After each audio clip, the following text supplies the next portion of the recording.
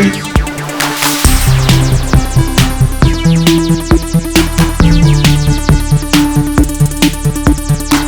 everyone, welcome to GameFace, episode 167 on Sifted Games at sifted.net. Sam is out, so we can make fun of Boston sports while he's gone. So we haven't live streamed this episode, but we're going to deliver to you guys at the usual time, on the usual day. So none of you guys get to watch this on the stream. You're all watching it fresh for the first time. Speaking of fresh, we have a fresh sponsor who's sponsoring this episode of GameFace. DeShazer Ryan Realty has been leading Northwest Montana real estate sales for over 30 years. It's family owned and operated with the knowledge to help you find your own unique piece of Montana. Visit www.deshazerryanrealty.com and there you will find every property currently listed for sale in Montana. Or call 406-293-7706 and ask for Doug to get the ball rolling. If you aren't able to relocate to God's country, don't worry, Sifters. Doug DeShazer specializes in finding you the perfect real estate agent for the job, no matter where you live. He's facilitated home and land sales in California, Texas, Oregon, Washington, and many other states. Feel free to email Doug with any questions at deshazermt@gmail.com. That's DeShazer Realty at deshazerrealty.com. So thanks very much for our new sponsor. I will say this. My brother-in-law owns a home in Montana. He lives in the Pittsburgh area, but has a home in Montana that he goes out to ski or snowboard or hunt like a few times a year.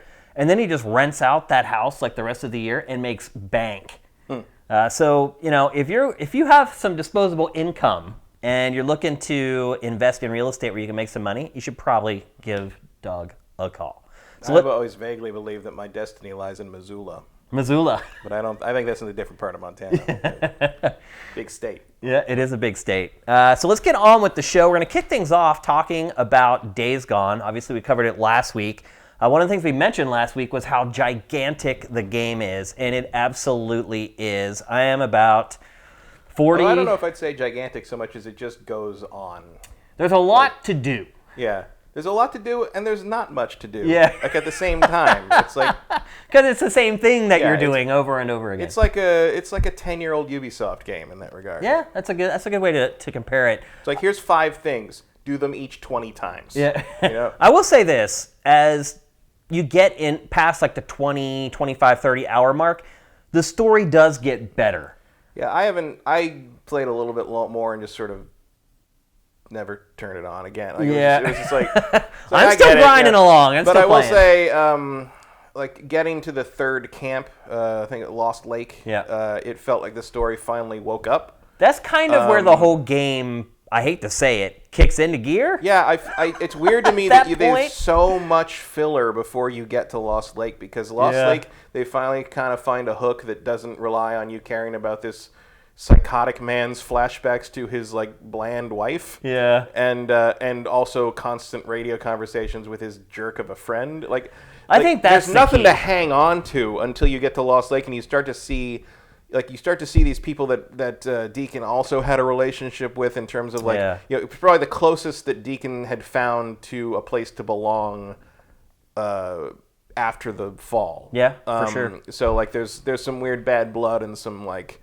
There's some actual character development. Yeah. You know? Like, well, the other thing that happens at that point, I don't want to spoil too much, but I am not a fan of Boozer. Boozer is Deacon's sidekick. He is one of the most unlikable characters I've seen in a game, television, or film in a really, really long time. Yeah, and I don't like adhere to the idea that a character has to be likable to be good. Right. No, I agree with that. Yeah. He serves no purpose in the narrative except to keep you in that one beginning section of the map. Yep. Like, that's the only reason he exists. Yeah. And once you get to the camp that you mentioned, that all kind of changes. He's no longer the focal point of the plot at that point, and that's when things kind of shift gears. And in my opinion, the story actually gets vaguely interesting. It's Every still not time amazing. I see that like storyline where it's just like, I have to keep Boozer alive is the objective, and I'm just like, do I though? Yeah, it keeps creeping up. Like every mission you do, it goes up another 3%. Yeah. It's like, how long is this going to take? So once you get to that camp, that's where that plot line kind of ends. And I kind of like,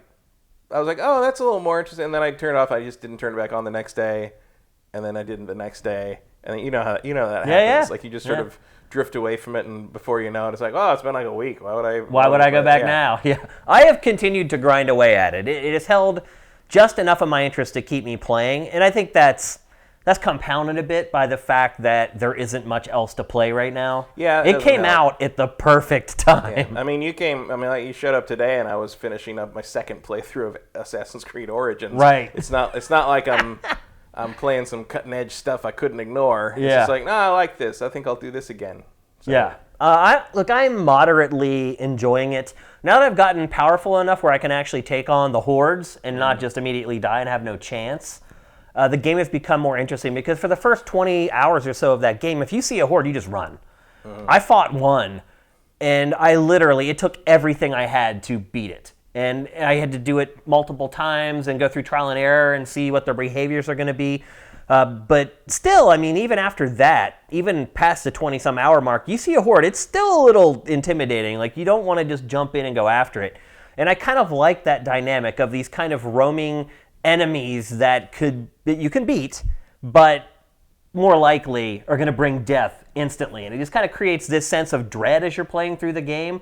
I've also found that like they show up at the worst times. Like you've just tried to take like a point and you're all depleted of like your ammo and your health, and here comes like a horde rolling through like down the street or whatever. The horde stuff has been sort of, I just kind of skirt around things. Yeah. There was one nice thing where I think you were even here when it happened, where I was trying to clear a camp and there was a horde in a cave near the camp, and one of them, when they saw me, yelled and it alerted the horde, and the horde came out and just like steamrolled everybody in the camp and like went right past me because I was hiding behind a rock. Yeah. And they just like all walked by me. That becomes a viable tactic. There's some pretty good moments where you see like you see hordes in the distance, or you see them sort of moving across the landscape, and you're like, yeah, that's pretty cool. Like those are the cool moments in the game. Another thing you can do is you can use the wildlife to help. So like if you run into a bear and it's close to like an outpost or whatever, I'll just tease the bear until it follows me all the way down there, and then you just sit back and just watch it just wipe everybody out. And again, that's something we've done in Far Cry. Yeah, but I'm looking for comfort food with this game at this point. The other that was I didn't bring it up, but there was one of the quests in the game to get out of the area you're in. It makes you fight and kill a bear. Yeah. Which is sniffing around your motorcycle. And I went up. I'm like, oh, I guess I got to kill the bear. I didn't want to kill the bear, but like I was like, I'll kill. Okay, so I shot him in the head with a crossbow, and he ran away. Like he ran like away behind the gas station and like down like halfway into the town. I'm like, oh, and it's like, kill the bear. I'm like, it wouldn't let me get on the bike until I kill. I'm like, but I chased the bear. Oh, I don't need to kill the bear. So I had to like go back into the zombie infested town to hunt the bear down. Oh, geez. And the bear just kept running away. The bear ran like a mile away from. Must have been an error or something, because he would not attack me. Because what happened for me with that was the bear. I just went inside the gas station, and the bear just circled the gas station. It won't come in the door. So I just stood at the doorway, just waited for him to walk by, and I just light him up. And then I go to the next doorway, light him up. Yeah, I tried to play defensive, but like he just ran away. He just ran. That's the other thing. The freakers in the game, their pathfinding isn't great. So you can jimmy it like a lot of times. Like they won't go through doors a lot of times. So you can just stand at an open door and just wait for them to just pile up there and just kill them all. There's been a bunch of patches for the game since. Yeah, I've noticed that. And I will say this, I have not had any audio issues since they patched it. It always flummoxes me when a game comes out and it has like an overt, obvious issue. And then it's patched out within like a week. It's like, who was playing the game before that and didn't catch it? I haven't had any of those audio issues on mine, so it must be like some particular configuration of something. It's possible. And like you can't test for everything, so like once it gets out in the wild and millions of people are doing it, then you finally get the telemetry that's like, oh, this isn't working right. It's pretty common. I mean, they fixed it fast. They did. And if you watch like video reviews from almost any outlet, they have clips of the audio issues in it. So it wasn't the only like audio was issues like I had was the delayed video, like the video being like 8 seconds behind the audio, which in cutscenes, not in the main game. But like I've never seen that before in a game. I mean, that game cost what, 70 million, 100 million? I guess, like around there. Just in terms of how long it's been in development and how much it costs to keep a development studio open year by year. Yeah, you're in that range. Yeah. I've never seen that kind of an audio weirdness. Yeah, me either. For a game that had a game kind of a budget. of that, especially a game that came out of Sony. Sony generally pretty technically solid. I have a feeling Sony was just like, look, man, like, look, just get it. Seriously, just get it out. It's like we needed it for this quarter, and you're gonna have to deliver it. And I think that it's already been pushed back by a few months, like twice. Yep. It had already been delayed a couple times, and Sony's just like, we could let you work on this forever, but we're not Take-Two and we're not Rockstar. But even with that, and it's like, imagine what this would have been like if it came out in February. Oh gosh, it would. Could you imagine the scores it would have got? No, already. It already got treated pretty harshly. It did. And I can't quite figure out why. It's just it's there. Not. It's just there. Not bad. It's a fine. It's fine. Yeah, that's a good way to put it. Yeah, it's fine. It's fine. And but it gets a 5 out of 10 from GameSpot. I know. What? Really? Really bizarre. That's really odd. Yeah. 5 out of 10 at that place is reserved for this game killed my dog. No, I will say this about made GameSpot. Fun of my mother. There's those are usually games that don't function, like a broken Earth Defense Force or something. I will say this about GameSpot though: of all the big commercial sites, it does use the whole scale more than any of the others. But you're right. Typically, a game of that quality would still be around a 7 on GameSpot. And it got a 5. And you go and look at the other games that got 5s, and you're right. Most of them were broken. Yeah, they don't match up. It's but depending on your experience with this, you might think it is broken. I guess, but it's as someone who has not had any interest in this game ever. Every time I've seen it, I've just been like, who cares? Yeah, you're completely ambivalent to it the whole time. But I remain pretty ambivalent. I mean, I certainly didn't hate it. I didn't, there's a lot of it. I was bored playing it, and there was a lot of time when I was like, oh, this is all right. This is. It has its moments. I can at least understand, having finally played it, I can finally understand why it got made. I can certainly understand why someone would think this was a good idea.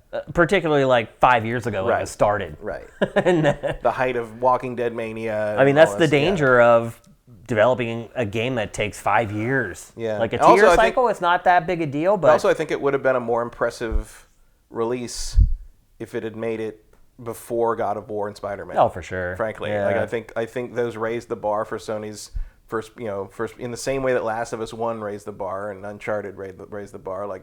You have an expectation now of Sony first party stuff, but they're not all going to be that. And Days Gone is a sharp reminder of that. Yeah, I think we had started to assume that it was always going to be that way, though. Yeah, that was the thing. That was why I don't care about zombie stuff to begin with, but I also don't care about bikers. Yeah. And I certainly don't care about bikers in the woods. Yeah. I don't know why being in the woods makes it dumber to me, but for whatever reason, if it was more of an urban setting, I think I'd be more. But then that would be more game. Interesting. Instead of just riding through the woods all the time, there's no big cities. Yeah, if you just want to sprinkle some zombies into Lost and Damned, I'm cool with that. Yeah. But this is just. It sure is a lot of pine trees. Yeah, it's a beautiful part of the country. It is, but and it smells really good. But that doesn't do me any good when I'm on a motorcycle that gets 5 miles to 40,000 gallons. Yeah, it's just it's the speed. I mean, I know that maybe you're not dealing with the most efficient fuel converters and carburetors in the but it's you're not getting that much for. Come on. Probably a lot of you guys are wondering. Okay, well. So Shane's played more. Has it really changed his overall impressions or opinions of Days Gone? And I would say no. Mm-hmm. It has gotten a little bit better, but I still have a problem trying to recommend it as a full-price purchase. I still think $40 is probably the sweet spot for it. I also wouldn't be surprised if the price of the game is dropped to $40 in the not-too-distant future, because UK sales, first week was pretty good. Second week, lost 70% of sales. Yeah, I think. So there's a lot of copies out there sitting on store shelves right now. The 5-week $40 rule is in play with almost every major release now. So I would think by the beginning of June, you'll at least see a week where they put it on sale for that. Because Amazon, GameStop, they're gonna have a lot of copies of that game to offload. Because I guarantee they ordered a ton of them because it was and is a Sony first party release, and typically that's money in the bank.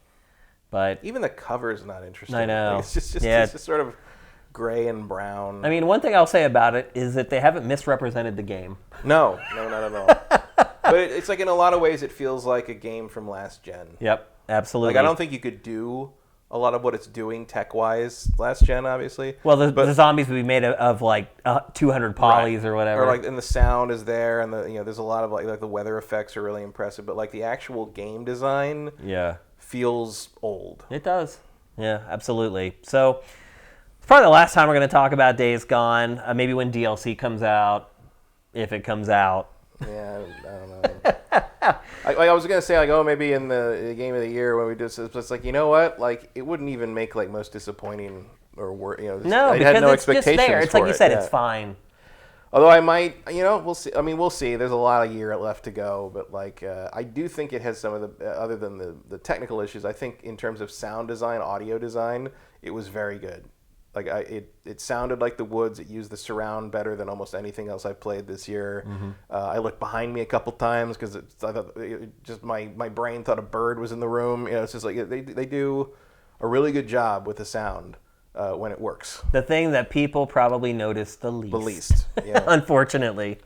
And the sound of the motorcycle, the sound of go in a tunnel and just make noise, and all the tunnel reverb on all the different sound effects, the guns and the hitting things with the melee weapons and the motorcycle engine, like it all sounds phenomenal. Like just listen to the sound of the motorcycle tires across all the different surfaces.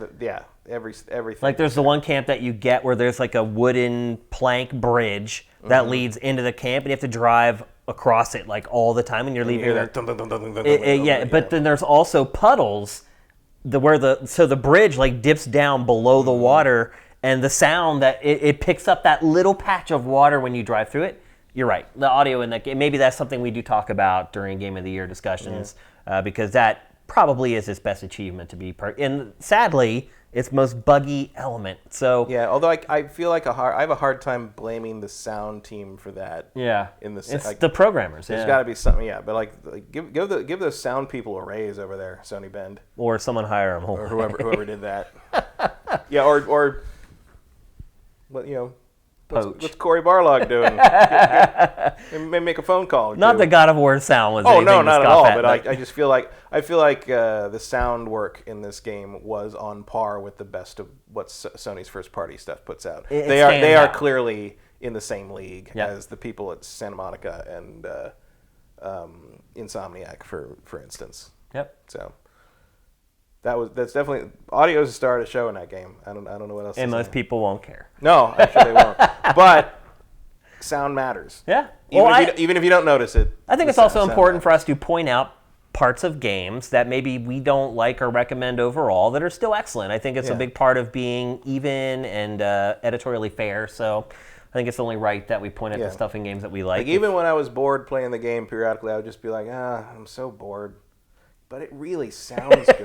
Like, it really does. It really is. I'm sure to the folks at Sony Bend, that's small consolation, though. Well, except the sound people. Yeah. They're like, damn right. Mm-hmm. At least somebody recognized it. Yeah, those guys are jerks. They're just like, they recognize my fucking sound. All right, let's move on. We're going to talk next about console controllers. I don't know if you know it or not, but E3 is now 34 days away. Yeesh. A month and 4 days from E3, where presumably we're going to get the first look at the next Xbox and also presumably its controller. You think? Yeah, I think so. You don't think so at all? I don't think so. I think it would be a monumental mistake for Microsoft to have this stage to itself and not take advantage of it. I think they're going to talk about it. They'll probably do it, but I think they're going to do something like the Cerny thing. They're going to give us some specs. They're going to give us some hopes and dreams, but we're not going to see anything real. We'll see. I believe we will see something related to the next Xbox, which got me thinking, what do we want to see from controllers in the next generation? They're important. They're the interface. They're the conduit, the medium that connects us as players to these virtual worlds that we live and play in.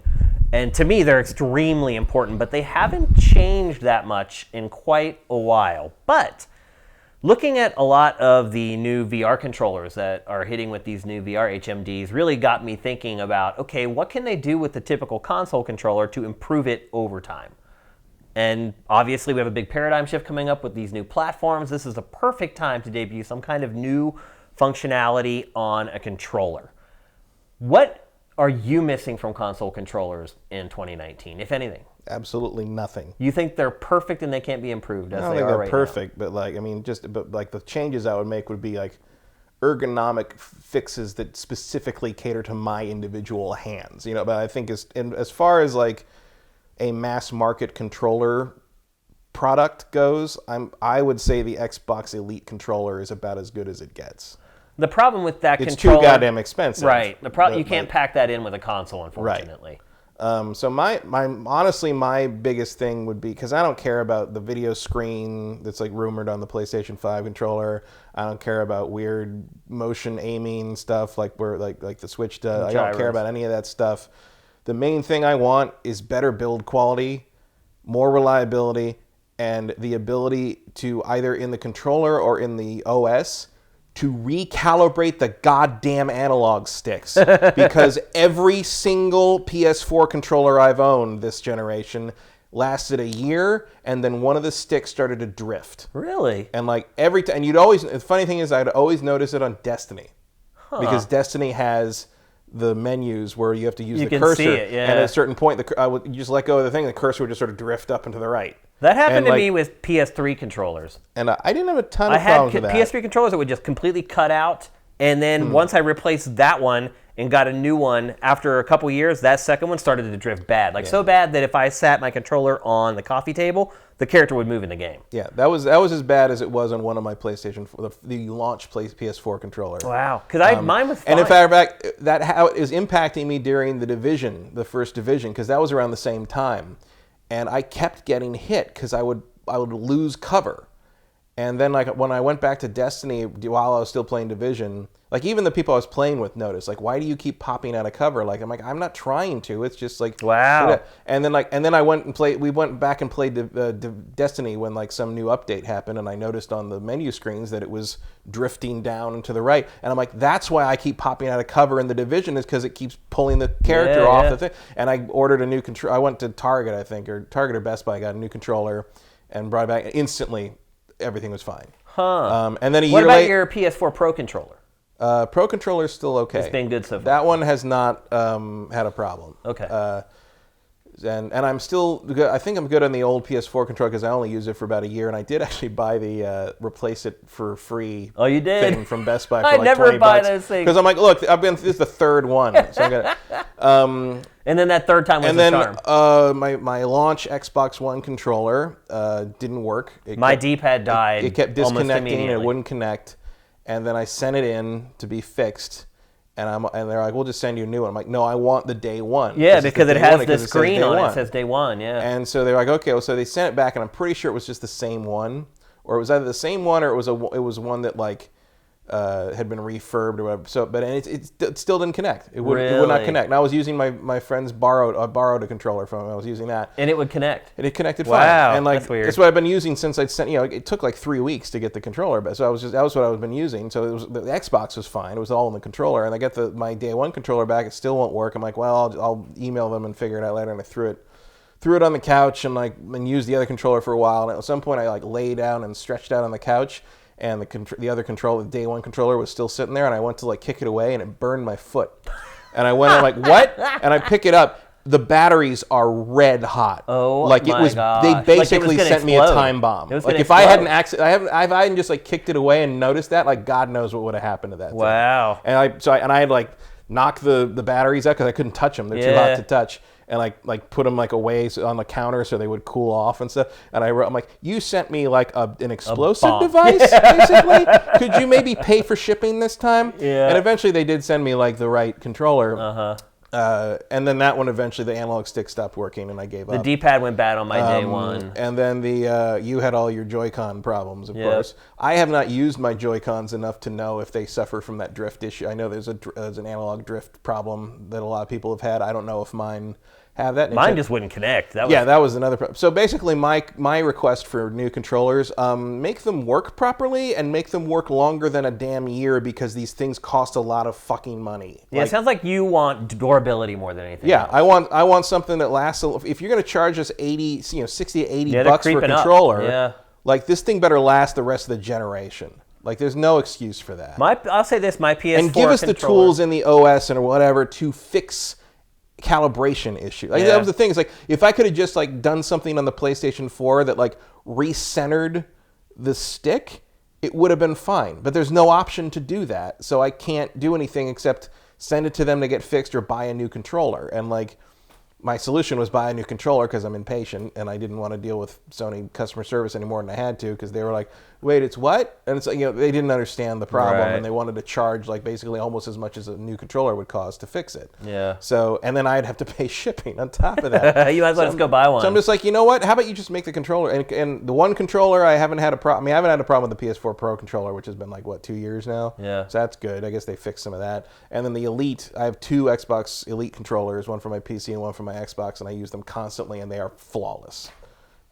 The problem is that you pay for that flawlessness. Yeah, my replacement Xbox One controller has been great. I got one of the Arctic white ones. And the new Xbox One X controllers are really good too. Yeah, but yeah, my base Xbox One controller lasted less than a year before the D-pad just stopped working. Yeah. And those D-pads were weird anyway. They were really like clicky. Yeah, that's true. Yeah, so to me that fixed right away. Like, they need a better D-pad on Xbox controllers, which is weird because I was totally fine with the D-pad on the Xbox 360 controller. Yeah, so sometimes they overthink. Well, the D-pad on the 360 was not good. It was better than the one, though.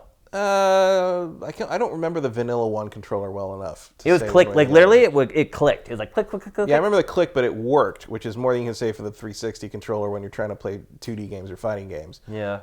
Then the best D-pad on an Xbox controller has been the late 360 era one where it was the spinny D-pad. Where you could spin it and it would lift popped up. Yeah. That was great. It was great. That was a great D-pad. But that's what flummoxes me is that they had a great D-pad. Right. And then they changed it and made it worse. Yeah. And then the one on the Elite controller is better, but it is not as good as the spinny D-pad. Huh. Interesting. I still prefer that. I still don't have one of those. I mean, controllers. partly because the spinny D-pad, just the feel of it feels a little similar to the old Saturn controller, which remains the best D-pad of all time of anything ever, was the Saturn, both the Japanese Saturn controller D-pad and the Saturn analog controller D-pad. Those were the chunkiest, most precise, best D-pads I've ever used on an official controller. I like to feel a little bit of resistance from a D-pad. Yeah. And that's why I hate the stock Xbox One, because it's literally like it's just on or off. It's just the click is the only thing that gives you any kind of indication you're doing anything. That's true. Yep. That's true. And so sounds to me like you want durability to be sort of before you start packing on more complicated shit that we can't fix at home that could go wrong, make the controller work. That would be my request. Make the controller work longer than 6 months, because people are going to shell out a lot of money for these things. Now, I would agree that they should get basically the durability of the controller in check before they start adding features. I mean, you'd think you wouldn't have to request that. I know. It is kind of silly. I mean, it's kind of a silly thing to request, because I'm like, hey, I would like it if the controller didn't break. Duh. Like this should be obvious. But it seems like it isn't anymore. Well, I'm going to assume that they will do a better job with build quality this time. And I also agree with you that the screen that's rumored, and I don't even know if it's rumored anymore, because there have been like 10 or 15 different shots of the PS5 dev kit, probably a lot of them fake. Mm-hmm. But the one thing that's been the same through all of them is the controller with the screen. So it's really starting to look like that's a thing. You're definitely hitting like where there's smoke, there's fire point with that rumor. Some of it's consistent. Honestly, some of the photos that they've taken of the PS5 dev kits, no one has proved that they're fake yet. They haven't been able to, like the first couple were like, oh, it's easy to see that was 3D printed. The controller has been the problem, because apparently 3D printers cannot do curves really well without seeing that it was kind of, you can see it. Yeah, it's almost aliased. Unless you have a 3D printer that's worth like millions of dollars, like the really, really expensive ones can do it. Like the industrial ones can do it. But the ones that people could afford can't. So it appears that there is going to be a screen on the PS5 controller. Obviously, we got a taste of that with the Dreamcast, with the VMU on a much more simple level. Can't wait for all the photos of I dropped my PS5 controller and now the LCD's cracked, or and the liquid's like running into the controller and it's shorting out or whatever else. I can't understand. They don't need to be more fragile, frankly. No, absolutely. That's the antithesis of what you're asking for. I can't understand why you need a screen on the controller. I don't know why my PS4 controller blares red light in my face either. Yeah. But the Pro does, because that's the light that shines through in the top. top. Yeah, it's like on the back. Sure, I get it. You need for the sensors or whatever, the motion stuff. But like, why is there a slot on the top of that thing that shines at my eyes? I think it's because developers were programming their games to show specific colors, and you could never see it. No, I would. That's Days Gone uses green. Yeah, but Days Gone, I can't figure out what the different colors mean. Like it I turns white and it turns green, it turns yellow, and I haven't figured out. It's green for the most part for me. A lot of green. I figured that's just because of the trees. Right. Yeah, I just thought it was like the theme or whatever. That's really what I thought too. I'm like, oh, it's for trees. Yeah, I don't know. But sometimes it turns white, sometimes it turns yellow, and I'm just like, I don't know what you're trying to tell me, controller. But I think we learned with the VMUs that the one thing that I liked about it was how you could call plays in sports games on the little screen so your competitor couldn't see it. But other than that, there's really no use for it. That is a very limited... Yeah, so I'm puzzled why Sony would add the screen. But I'm not against adding features, because I do think that they will concentrate on the durability issue and get that right. But I'm not averse to adding new features. My main thing with like adding features like a screen or whatever is like, cool... But for God's sake, don't force your developers to use it if they don't want to. Yeah, like I don't want God of War 2 to have some kind of stupid second screen thing on it just because Sony's like, that's our new thing. So come up with a reason to use it. It's like, like when the early DS games where they were forced to be two screens, whether it made sense or not. Like that first Castlevania where it's like you had to draw all the fucking spells. It was just like new features are cool. I get it. But only have it happen if like that new feature sparks an idea in this developer that's making this game, and not like, don't cram like, some extra screen thing in Spider-Man 2 where it's just like, I don't want to have to make video phone calls to people on the controller, because like your controller speaker kind of sucks. Yeah, it's very tinny and cheap. It's just don't get bogged down in the stupid tricks. Just make a solid controller that does what it needs to do. PlayStation wise, I'd be like, I'd love it if you skewed the analog sticks. If you kick them, I don't think they ever will though. I think it's too iconic in their own heads. Yeah. That's what their controller looks like. But man, I would prefer that left analog stick to be where the D-pad is. Now, one thing that I've seen in the new VR controllers that I think it's cool, and I don't necessarily think that you would implement it the same way you would for VR games, but it can still be useful for other types of games, is the ability to sense how hard you're squeezing the controller. I'm not a fan of that kind of stuff. I think it varies too much person to person. Like I didn't like the thing on the PlayStation 2 where you had the sensitivity of the pressing of the buttons. I think they still have that. I think they do. They just don't use it. They had it because it was like a thing 3. then. I don't know if they have it in the PlayStation 4, but they definitely had it in the PlayStation 3. Yeah, analog buttons. Yeah, I think they still are. The only games that really use it was like Metal Gear Solid 2, where like you held the button harder to like hold them at gun, and then you let go to fire or whatever. But in the end, it was just like, it's two problems with that. First, like everybody has a different idea about pressing hard or soft or squeezing hard or soft means. And second, I might squeeze something hard enough when I'm just holding the controller for it to register as squeezing it. And I'm just like, well, you better let me fix that. But then the other problem you run into is you have limited the ability to take that game and put it on other platforms or put it on future platforms that maybe don't support that, which Metal Gear Solid ran into, moving to the Xbox, because the Xbox has never had those kind of buttons. And there's no real way to like fix that. I think I agree with your premise that you don't force developers to use it. Mm-hmm. They can if they want to, but if they don't want to, they don't have to. And it's not like I think that, like, okay, squeeze it kind of easy and like you kick, or squeeze it really hard and you punch. It's more of the game registering player feedback and then altering the game in some way. So generally, if you squeeze something really hard, it means that like you're intense, you're really focused. You can use that data that you get from the player to affect the game world in some way. It's kind of a little bit like what Nintendo was trying to do with the vitality sensor. Mm-hmm. Instead of detecting your heartbeat, which you could probably do that too for relatively cheap, but being able to detect how you grip something, I think shows maybe just as an accurate depiction of the tension of the player. And then maybe in subtle ways you let that be portrayed through the game. I just think it's a way to further break down the interface. Because it's like I said when I started this conversation, the controller is your conduit between you and the interactive entertainment. And I feel like any way that you can affect the controller that will break down the barriers between the player and the entertainment, I think could be a good thing. Yeah, I don't know. I think there's a reason the Vitality sensor never came out. Like it's so widely varied between people that I don't know if you can ever nail down a reliable method of doing that. Because certainly for me, like I don't grab the controller any tightly, really. It's like you said, you can calibrate it just like an analog stick. Yeah, but it's like but also like if will I miss out on things like because I don't grab the controller the same way that the people they tested it with? It just seems like a really vague thing to try to implement. Also very. But I think that's why it would be awesome. It's vagary. Yeah. It'd be hard to know how they're going to implement. Maybe you don't even notice what is happening in the game overtly through it, but subtly it's there. Maybe you introduce different colors or whatever. I just envision a time when I'm like, oh, people are like, oh, this happened. It was really cool. I'm like, that didn't happen in mine. Oh, you must not be grabbing your controller hard enough. So now I'm like grabbing my controller hard on purpose to try to make it do the thing that I want to see. But how is that a bad thing? Because you're taking me out of the game and making me grab the controller in a way I wouldn't normally and make some artificial thing happen. Like I don't see the need for that. Like I think it's a cool idea, but like I think the real world, like on paper, but I think the real world implementation would be incredibly scattershot, and it would be used like 3 times and never mentioned again. And then you're still paying an extra $10 per controller because it has that mechanics. Now look, that is the thing. There's a line.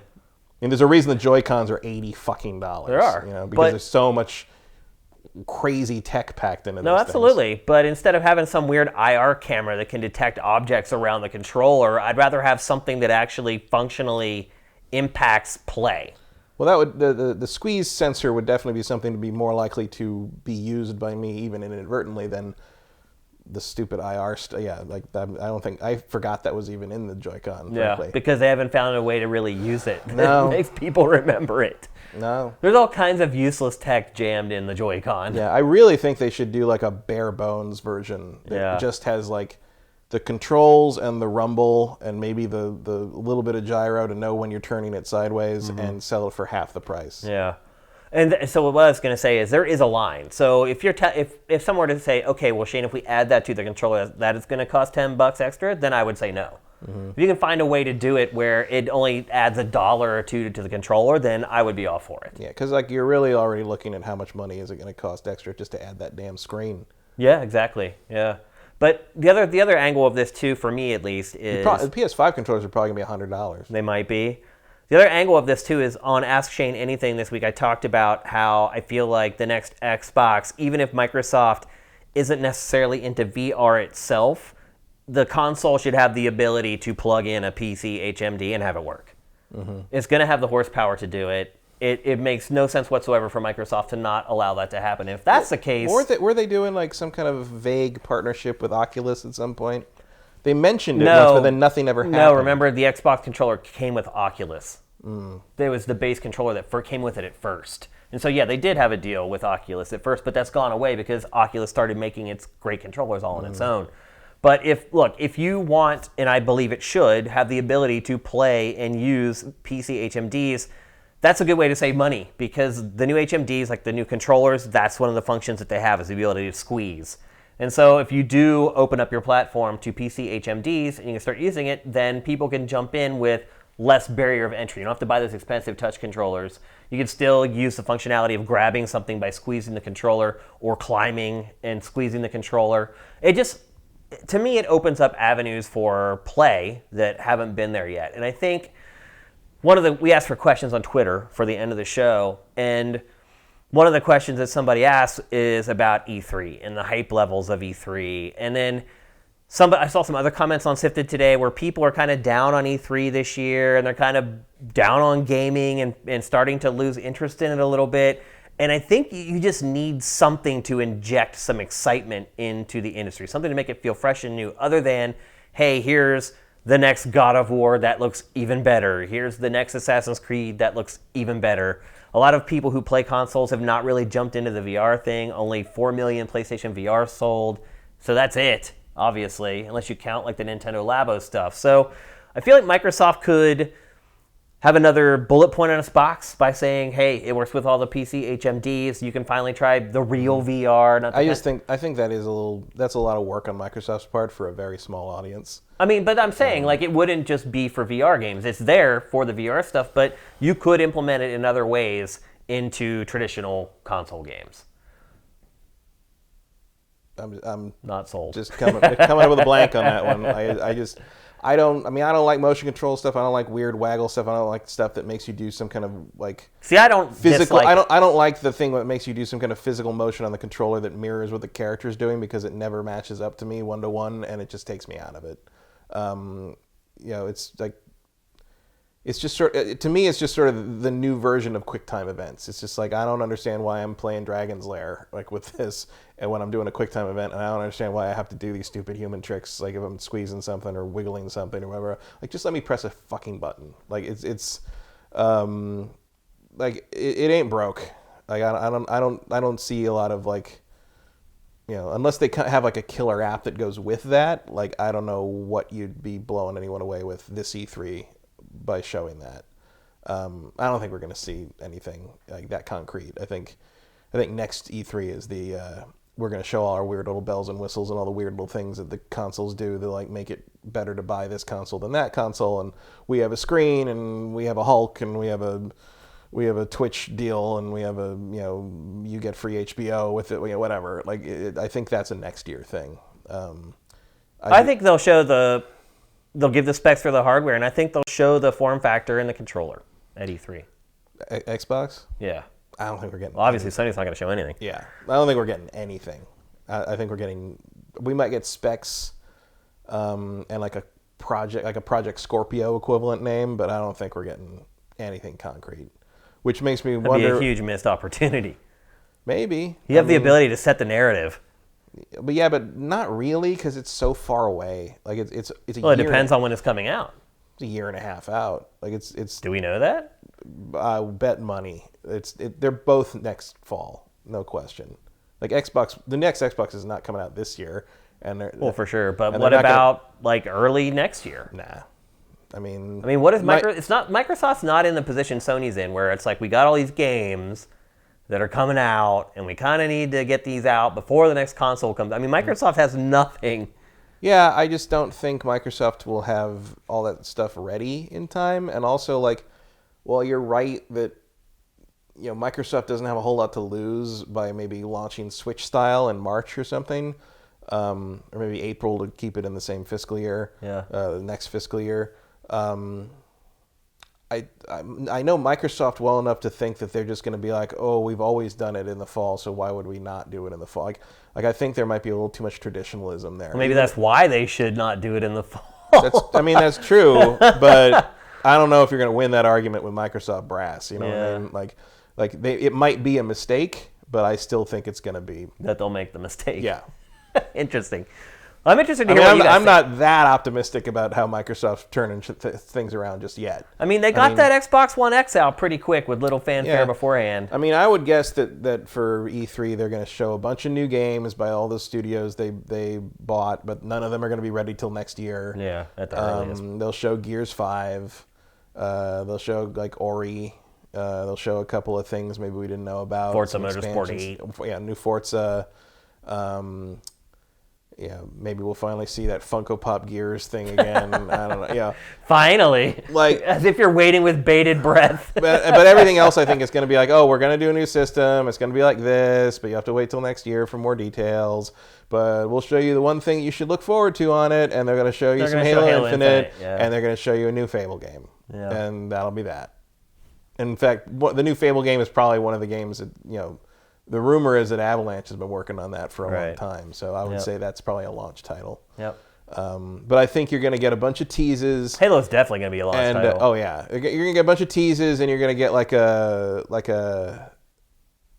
a please be excited rest of 2019 lineup. Basically it's like Gears 5 and a bunch of little things you probably don't care about, but we don't have anything else because we have to save everything for the big guns next year. Like I think this is sort of a punt year for them. That's a shame because they have a huge opportunity that they'll probably never ever have again.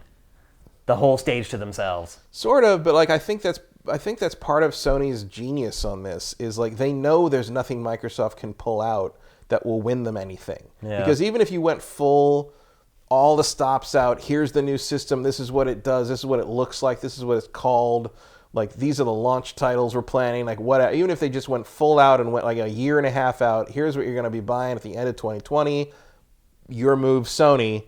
Sony can make that move, I promise. It gives them a year to counter that. And Sony will, because Sony's petty. Sony already announced its specs. They announced the specs, but you can always change that. Yeah. So could Microsoft. Yeah. I mean, and then you're in a crazy war. And like, which I'm all about. Let them keep one up in each other. There's a point at which, and then you got the price point. You got. I mean, I really don't feel you can push that over $500. Did you see what Pack said on Pachter Factor this week? He said $300 for PlayStation 5. That would be nuts for that kind of power. And he by the end he admits you're probably right. It's going to be closer to 500, but he just doesn't think with things like Stadia coming online and presuming that Amazon and some of the other big companies put out some kind of a box that's either going to be free or really cheap. He thinks it's going to be hard for any console manufacturer to compete, and therefore Sony would just bite the bullet and lose its ass and sell it for $300. 300 is ridiculous. Believe me, I didn't believe it, and if you look at the comments on Sifted on that episode, no one else believed it either. In fact, some people are questioning his sanity. I mean, it's a nice dream. Yeah, it is. I would love to get that hardware for $300 frickin' dollars. Yeah. I would like a trip to Europe. We're at it. Like, it's But no, I don't think we're gonna. I think the people with low expectations for this E3 in terms of Microsoft and what they're showing are probably correct. And maybe I'll be wrong, but I think the last 5 years have shown that if you bet on underwhelming for Microsoft, you're not going to lose your money. It can't afford to be underwhelming this year. It can't. But that doesn't mean it won't be. That's true. So I'm interested to hear from you guys. What do you guys want from the controllers for PlayStation 5 and Xbox 2? My big request, my baseline request is just make them both feel more like the Elite controller. Like make it feel towards that premium controller. Make it feel more like a premium item as opposed to. I mean, because look, they're functional, but the baseline PS4 and the Pro is better. The Pro's controller is better, but the baseline PS4 and the baseline Xbox One controllers feel like hollow plastic crap. Yeah. And the Elite has this really great hefty feel, and the grip is nice, and the throw's good on the analog sticks. It's all very good. It does have a bumper fragility problem. You get usually out of the box, it'll either be broken and stuck or not. But the one, and I had to return one because of that. But the ones I've gotten that were not broken out of the box have been flawless for well over a year each, and just make it feel more like that. You kind of got there. You kind of got there functionally, I think, already with adding screen on PlayStation 5 notwithstanding. You're kind of there. Just make it nicer. Make it better. And more durable. Yeah, more durable, more hefty, more of a respect the fact that people are throwing $70, $80 at these things. Make them feel like $70 to $80 items, and make them last like $70 to $80 items. That's not that's a whole game and a little more for someone. And I know you want to sell games more than you want to sell controllers, so make sure we don't have to keep buying controllers. Yep. It's kind of an issue for me this generation. Yeah, apparently. Yeah, I haven't had as many problems as you, but I mean, I doesn't mean it's not a problem. Just stunned by how the poor build quality of the baseline PS4 controllers. The Pro has been great so far. Yeah, mine's been good too. Also, keep pushing the concave on those analog sticks. Keep pushing that in, because that's how they should be, not the big mushroom thing. Yeah, you're right. Let my thumb soak in there so it locks into the top of the analog. Whereas for 3 generations, the PlayStation analog sticks were these big mushroom things. I hated the PS3 controller. They were terrible. Just from top to bottom. All right, let's move on. We're going to talk next about PlayStation Plus. And a lot of people are up in arms because obviously with this year came the big shift for PlayStation Plus. It stopped including PlayStation 3 and Vita games as part of the deal. Now you're only getting PS4 games for free. I think they should have kept the Vita games until every Vita game ever made had been free at some point. Yeah, I think it's close, honestly. It's up there. Yeah, I mean, it's the stuff that people actually care about, I think it's already been done. Yeah. There's a few obscure Japanese games, maybe. Yeah. I mean, I'd stopped even getting the PlayStation 3 ones because it's just like... Yeah. When am I going to play them? Yeah. And there's no backwards compatibility like there is with Xbox. Like, there's value in getting those older games on Xbox. But people are pretty pissed off right now with PlayStation Plus because it wasn't just that they stopped giving you Vita and PS3 games. It's that the PS4 games, since that happened, have been pretty low rent. And I think it was encapsulated by the games that people got this month. And people are just kind of freaking out about it because people are still paying the same amount of money for PlayStation Plus. Mm-hmm. They feel like they're getting less, but they're still paying the same amount. How do you feel about it? What were the games this month? Overcooked and... I thought they were good games. Overcooked is a really good indie game. But I think people are like, look, if I'm only getting 2 games instead of 6 games every month, I better not be getting indie games as one of those 2 games. I think you're always going to get one indie game out of that. But like, I remember there was a time when like you'd get major games. I mean, they were 8-9 months old, but they were like an actual full, at the time they'd come out, they were a full price retail game, and then you got them for free. It's certainly how I played Remember Me, and they were not always like, they didn't burn the charts up or anything. A couple of Yakuzas were that way. They were real. Ico and Shadow of the Colossus on the PS3. Those were early ones. So yeah, I can see why. And now I'm sitting here, I can't even remember what the other one was. Right. So couldn't have been that high profile. Exactly. And so that's the point, though. You aren't even getting one big budget game this month. And I think that's what sent people over the edge. They're like, wait a minute, I could buy Overcooked for like $8. What Remains of Edith Finch. Yeah, the walking simulator. That is a pretty great game. But if you like walking as simulators. Those games go, yeah. I mean, that was definitely one of the best ones of that genre. Yeah, I can see that. I hadn't really thought of it because, I mean, it's been a long time since a PlayStation Plus free game was a game I didn't already have. Because usually when I go to claim the games, it still shows you how much you would have paid for those games. Mm-hmm. And up until this year, when I would do that and I go claim all 6 games on PlayStation Plus, I'd look at that total and I'd be like, damn, I just got like 2, and I know it's inflated, but still they'd be like, you just got $250 worth of free games. Now it's like $14 worth of free. I'm not exaggerating. Like, it's $14 of free games that you're getting now. So do you feel like PlayStation Plus and the games that you get with Xbox Live, do you consider them just like a bonus? And so whatever you're getting is just icing on the cake and it doesn't matter? Or are those games something that causes you to subscribe? The former. They're completely icing on the cake. I mean, obviously, I don't expect everyone to see it that way because, like, I have PlayStation Plus in large part because I like to have saves backed up on the cloud and because I play online stuff with people sometimes. Same thing for Xbox Live. Mm-hmm. I will say I think Xbox Live's free games tend to be better to some degree. I would agree with that. Which has not always been the case. Yeah, it's true. That has been a reversal of fortune recently. Not recently, but in the last couple of years, I would say. I don't notice the PlayStation free games as much anymore, often because like I already own them, or they are giving away like these weird little indie things I've never heard of, and I don't care. Yeah. So I definitely understand the complaints, but like I subscribe to it because it's how I get online play, and everything else is extra. I've actually, when my subscription to Xbox Live turned over this last time, and because I've been a member since day one, it always turns over like right at the end of the year. Mm-hmm.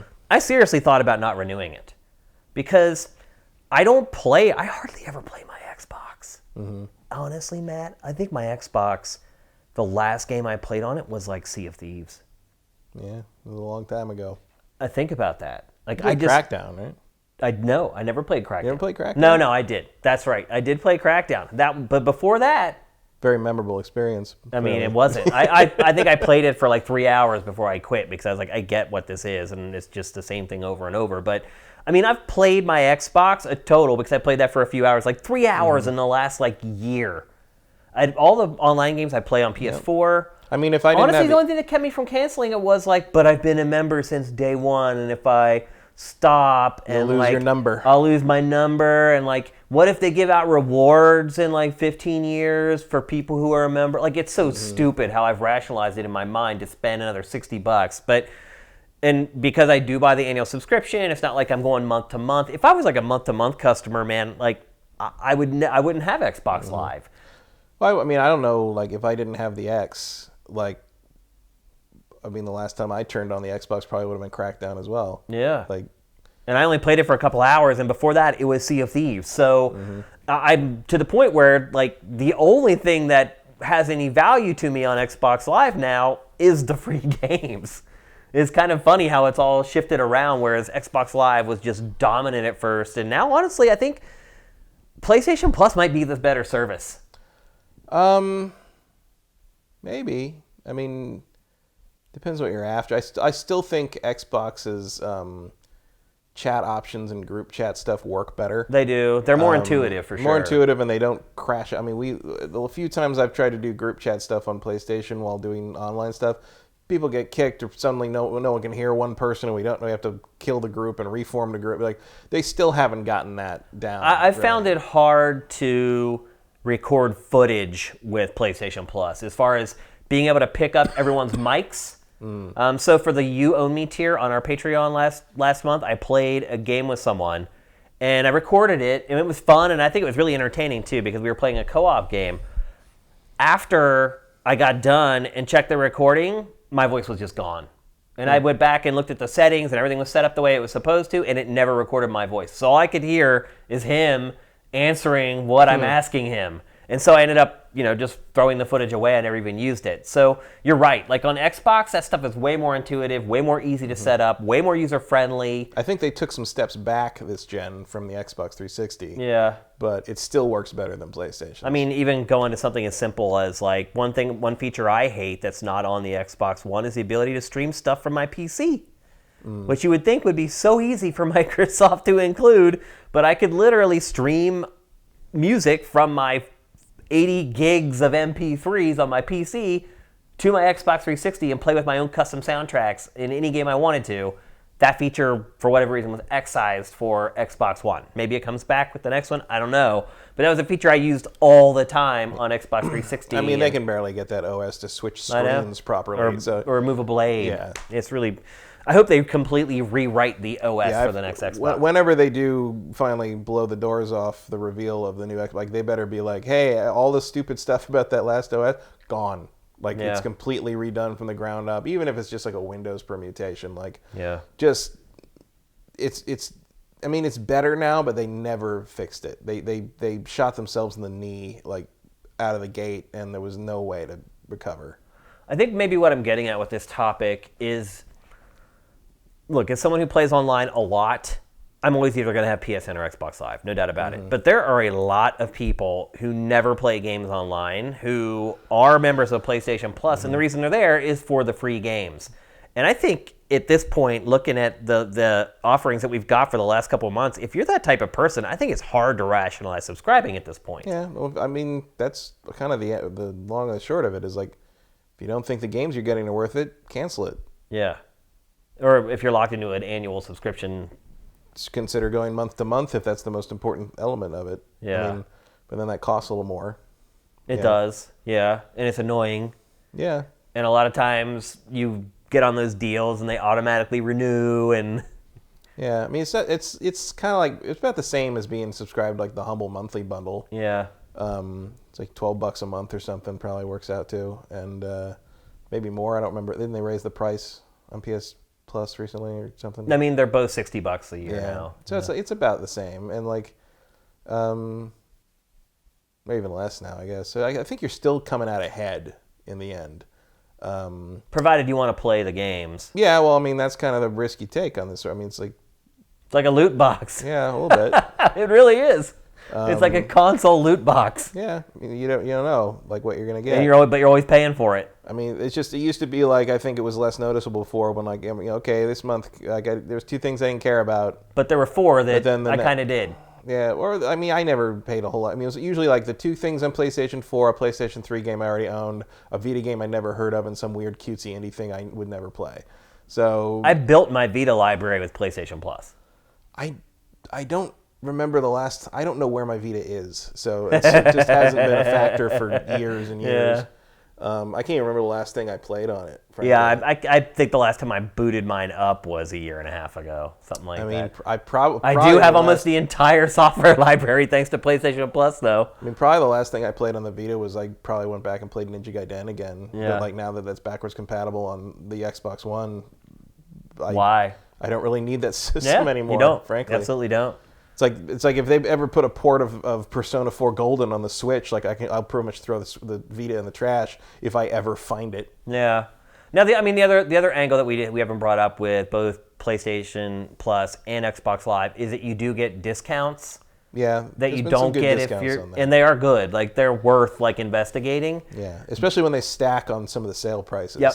Yeah, because that's the other thing. That discount, if they put something on sale, it does stack. Mm-hmm. So if something's on sale for 20% and they're like, oh, an extra 10% for subscribers, then you get 30% off of that game. I think that's actually why I'm playing. And that could add up. Assassin's Creed Origins now on the Xbox because I had it on the PS4 before, and I think it was on sale on the Xbox store, and then I think it was like a gold discount on top. It was like $9.99 for the full pack of everything, and I was like, that's good, because I knew that it was a little better looking on that, and I was like, oh sure, $10, I'll take a look at it, and then I started playing and I got sucked into it. Now I'm like, you just saw me beat the final boss of the second DLC, and I did that again. There's a game I never thought I'd play a second time, but here we go. I probably put 200 hours into Assassin's Creed Origins at this point. That's across crazy. 2 playthroughs. I think which is also about the amount of time I'll put into Odyssey over one playthrough until the DLC is out, because geez, Ubisoft. I think what strikes me the most and why I think this topic is important is because, as I've mentioned on the show several times before, everything is shifting to a services economy. Mm-hmm. Everyone's ditching hardware. Apple is trying as fast as it can to distance itself from iPhone sales, and it wants people to focus on, hey, we made X amount of dollars from Apple Music and iTunes and all these services that we sold hardware to half the population on the planet. We can't grow that anymore, so the revenue stream has to be a service now. And that's going to happen for everybody. So I think the result of that as a consumer is you're just going to have to become, if you care that much about kind of nickel and diming the amount of money you're spending and what you're getting and what you perceive you're getting in terms of value from these services, you're going to have to be more vigilant about whether you're subscribing this month or next month or it's not set it and forget it. Yeah.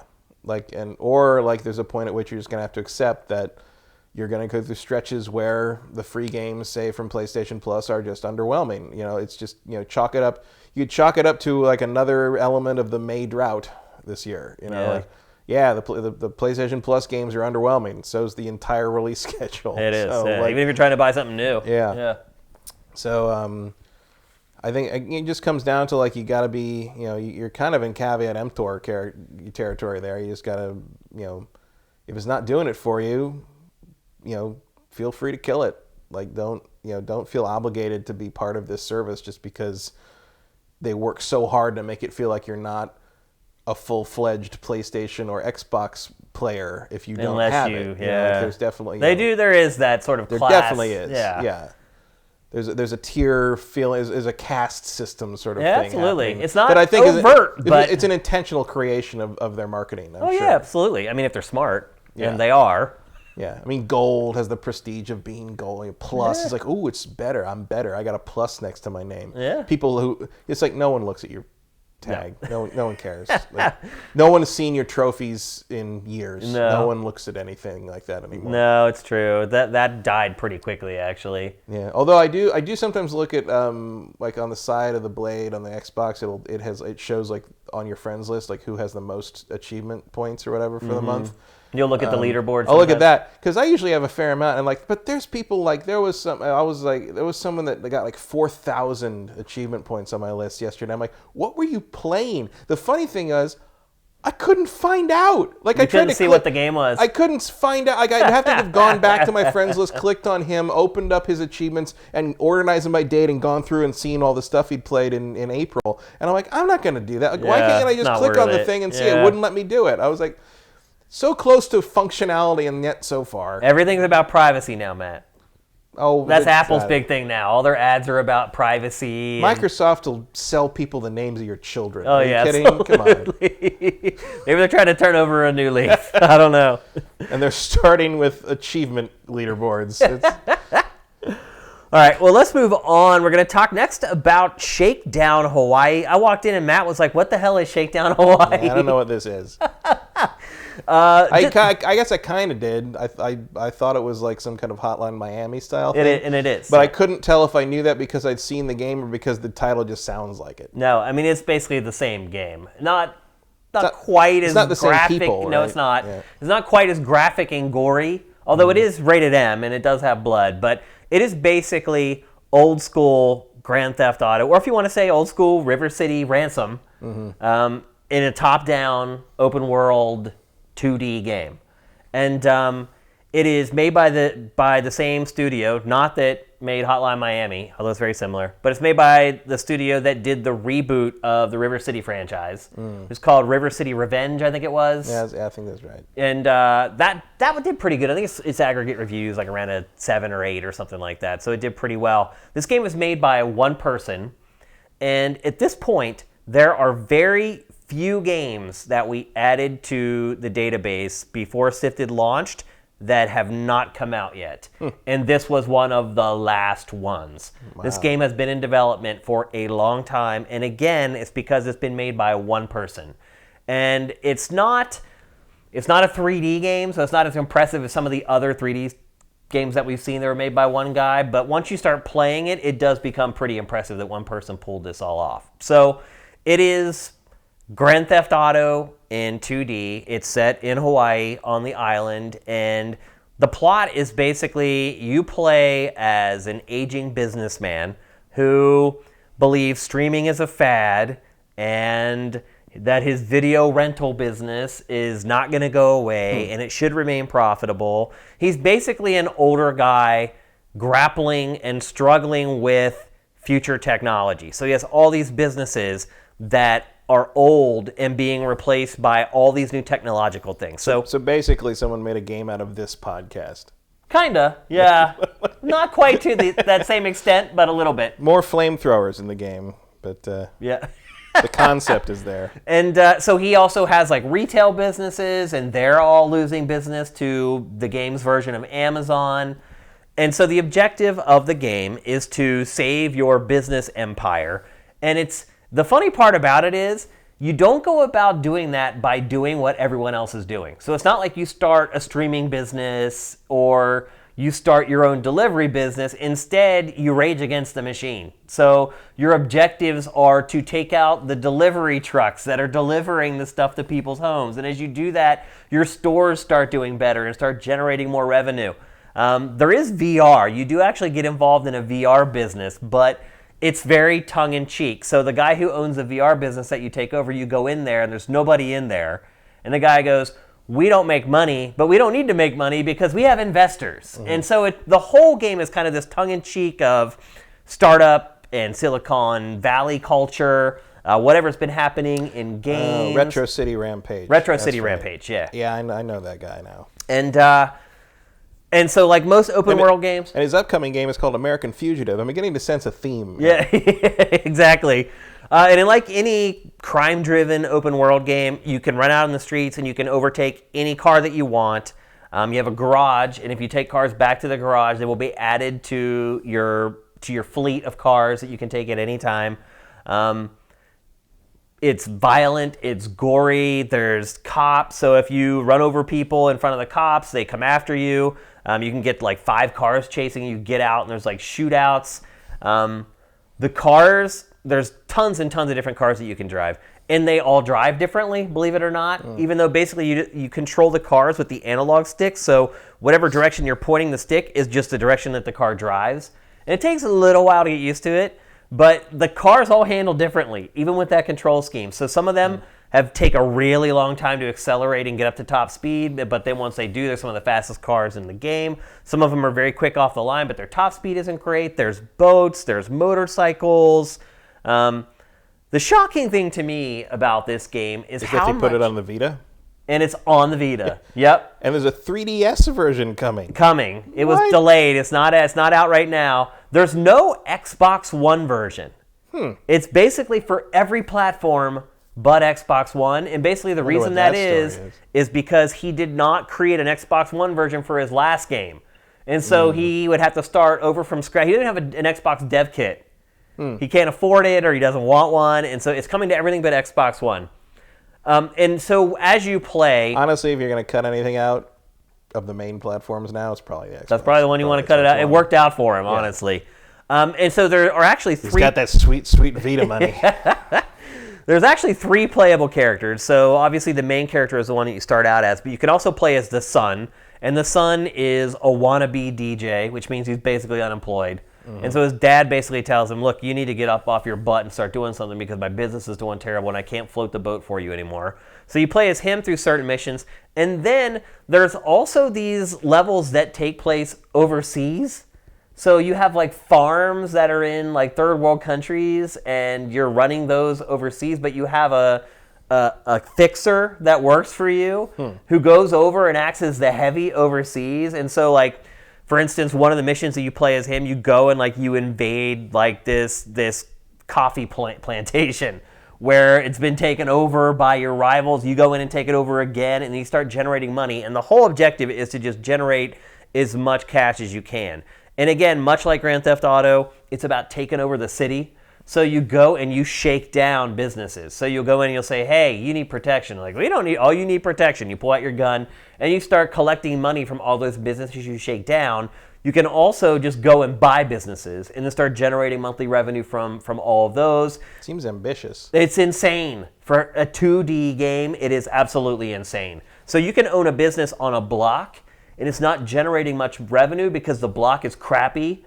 You can go and like burn down all the houses on the block and then up the property value of your property, and then more people start going to your businesses. It's insane. I still cannot believe one person built this game. It's mind-boggling. But then again, it took him like 5 or 6 years to do it. Game is $20. I've been playing it for like 6 hours. It doesn't even appear like I'm even like halfway through the game. The missions do get repetitive. I'll say that much. Even despite all the stuff that I just talked about, when you talk about a game that size, the missions do start to get a little repetitive. But there's a free roam mode. If you just want to go out into the world and just do crazy stuff and cause mayhem or have 20 cop cars chasing you, you can totally go do it. So there's other options if you don't want to adhere to the kind of the more rigid like mission structure of the game. But more importantly, it's like freestyle crime, as Ryan Davis used to call Grand Theft Auto. You can just go out into the world and just mess with it and see what happens. Oddly, while I was looking stuff up while you were talking, I found an interview where the guy claims he was not inspired by Grand Theft Auto. Okay, good one. Open world games are just a medium to build on. Oh, whatever. It's blatantly a 2D Grand Theft Auto, which is fine. Retro City Rampage certainly was. And it was as well. That's okay. There's nothing wrong with that. There's no shame in that. Rockstar's not giving them to us, so why not let somebody fill the void? I'm having a lot of fun with this game. The production values are pretty good. The last game he did was 8-bit. This is 16-bit style. And they're crude. I mean, it's a 16-bit game, so you should expect some of that. But it could look a lot better. Cinematically, the cutscenes are usually just a couple frames. Like when you go overseas, it's just a jet flying across the screen. So it's not like it goes out of its way to be a 16-bit game in 2019. It is very much a 16-bit game that you wish you could have played back when... Yeah, the little cutscene shots I saw look like King's Quest. Yeah, it's a pretty good analogy. But I'm having a blast with this game. It definitely has the Grand Theft Auto flavor. There's a lot of character customization in the game. You can make your character look however you want. In fact, some of the mission objectives even require that you use disguises and things like that. It is pretty mind-blowing how much is jammed into this game. Like I said, it's $20. It's on pretty much every platform. I absolutely think it's worth the $20, and I absolutely think it's worth investigating in this month in particular, where there is really one big game coming out the entire month. I think it's a great way for people to have something to play on the cheap to keep them busy while we wait for E3 or while they wait for Rage 2 to be released. I'm having a ton of fun with it. I think $20 is more than fair. I mean, I've already played longer than most indie games, and I feel like I've only scratched the surface of the game. So I highly recommend it. It was a long time coming, but it appears that the wait was ultimately worth it. And I think people who have been following the game, and there are a lot of people who follow this game on Sifted specifically, which is surprising, but for whatever reason, it's really captured people's imagination. So for those of you who have been following this game all along, it pays off. It is worth it. I highly recommend getting it. If you're a fan of 2D Grand Theft Auto open world action adventure games, I also highly recommend it. I don't think anyone's going to pick this up as long as they know what it is beforehand and are going to be disappointed in it. So I know we don't talk about indie games that much. It's kind of a necessity in this month a little bit, because the other problem too is that everyone's now from this point forward holding information because they're going to announce something big in like 3 or 4 weeks. Oh, but it's almost leak season. Well, right. The week before, we'll start getting the leaks, but I'm talking about intentionally released information.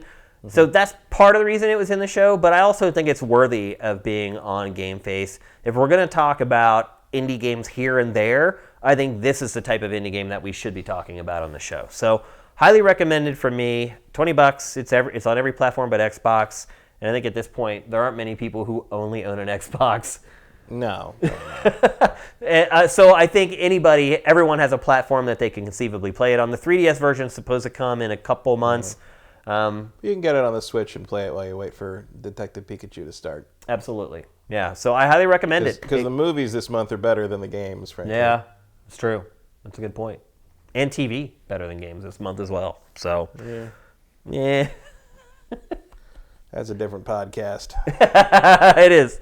All right, let's move on. We're going to talk next about Ghost Recon. So I kind of wish we had maybe delayed this episode for a couple days, because on Thursday, Ubisoft is unveiling the next Ghost Recon game.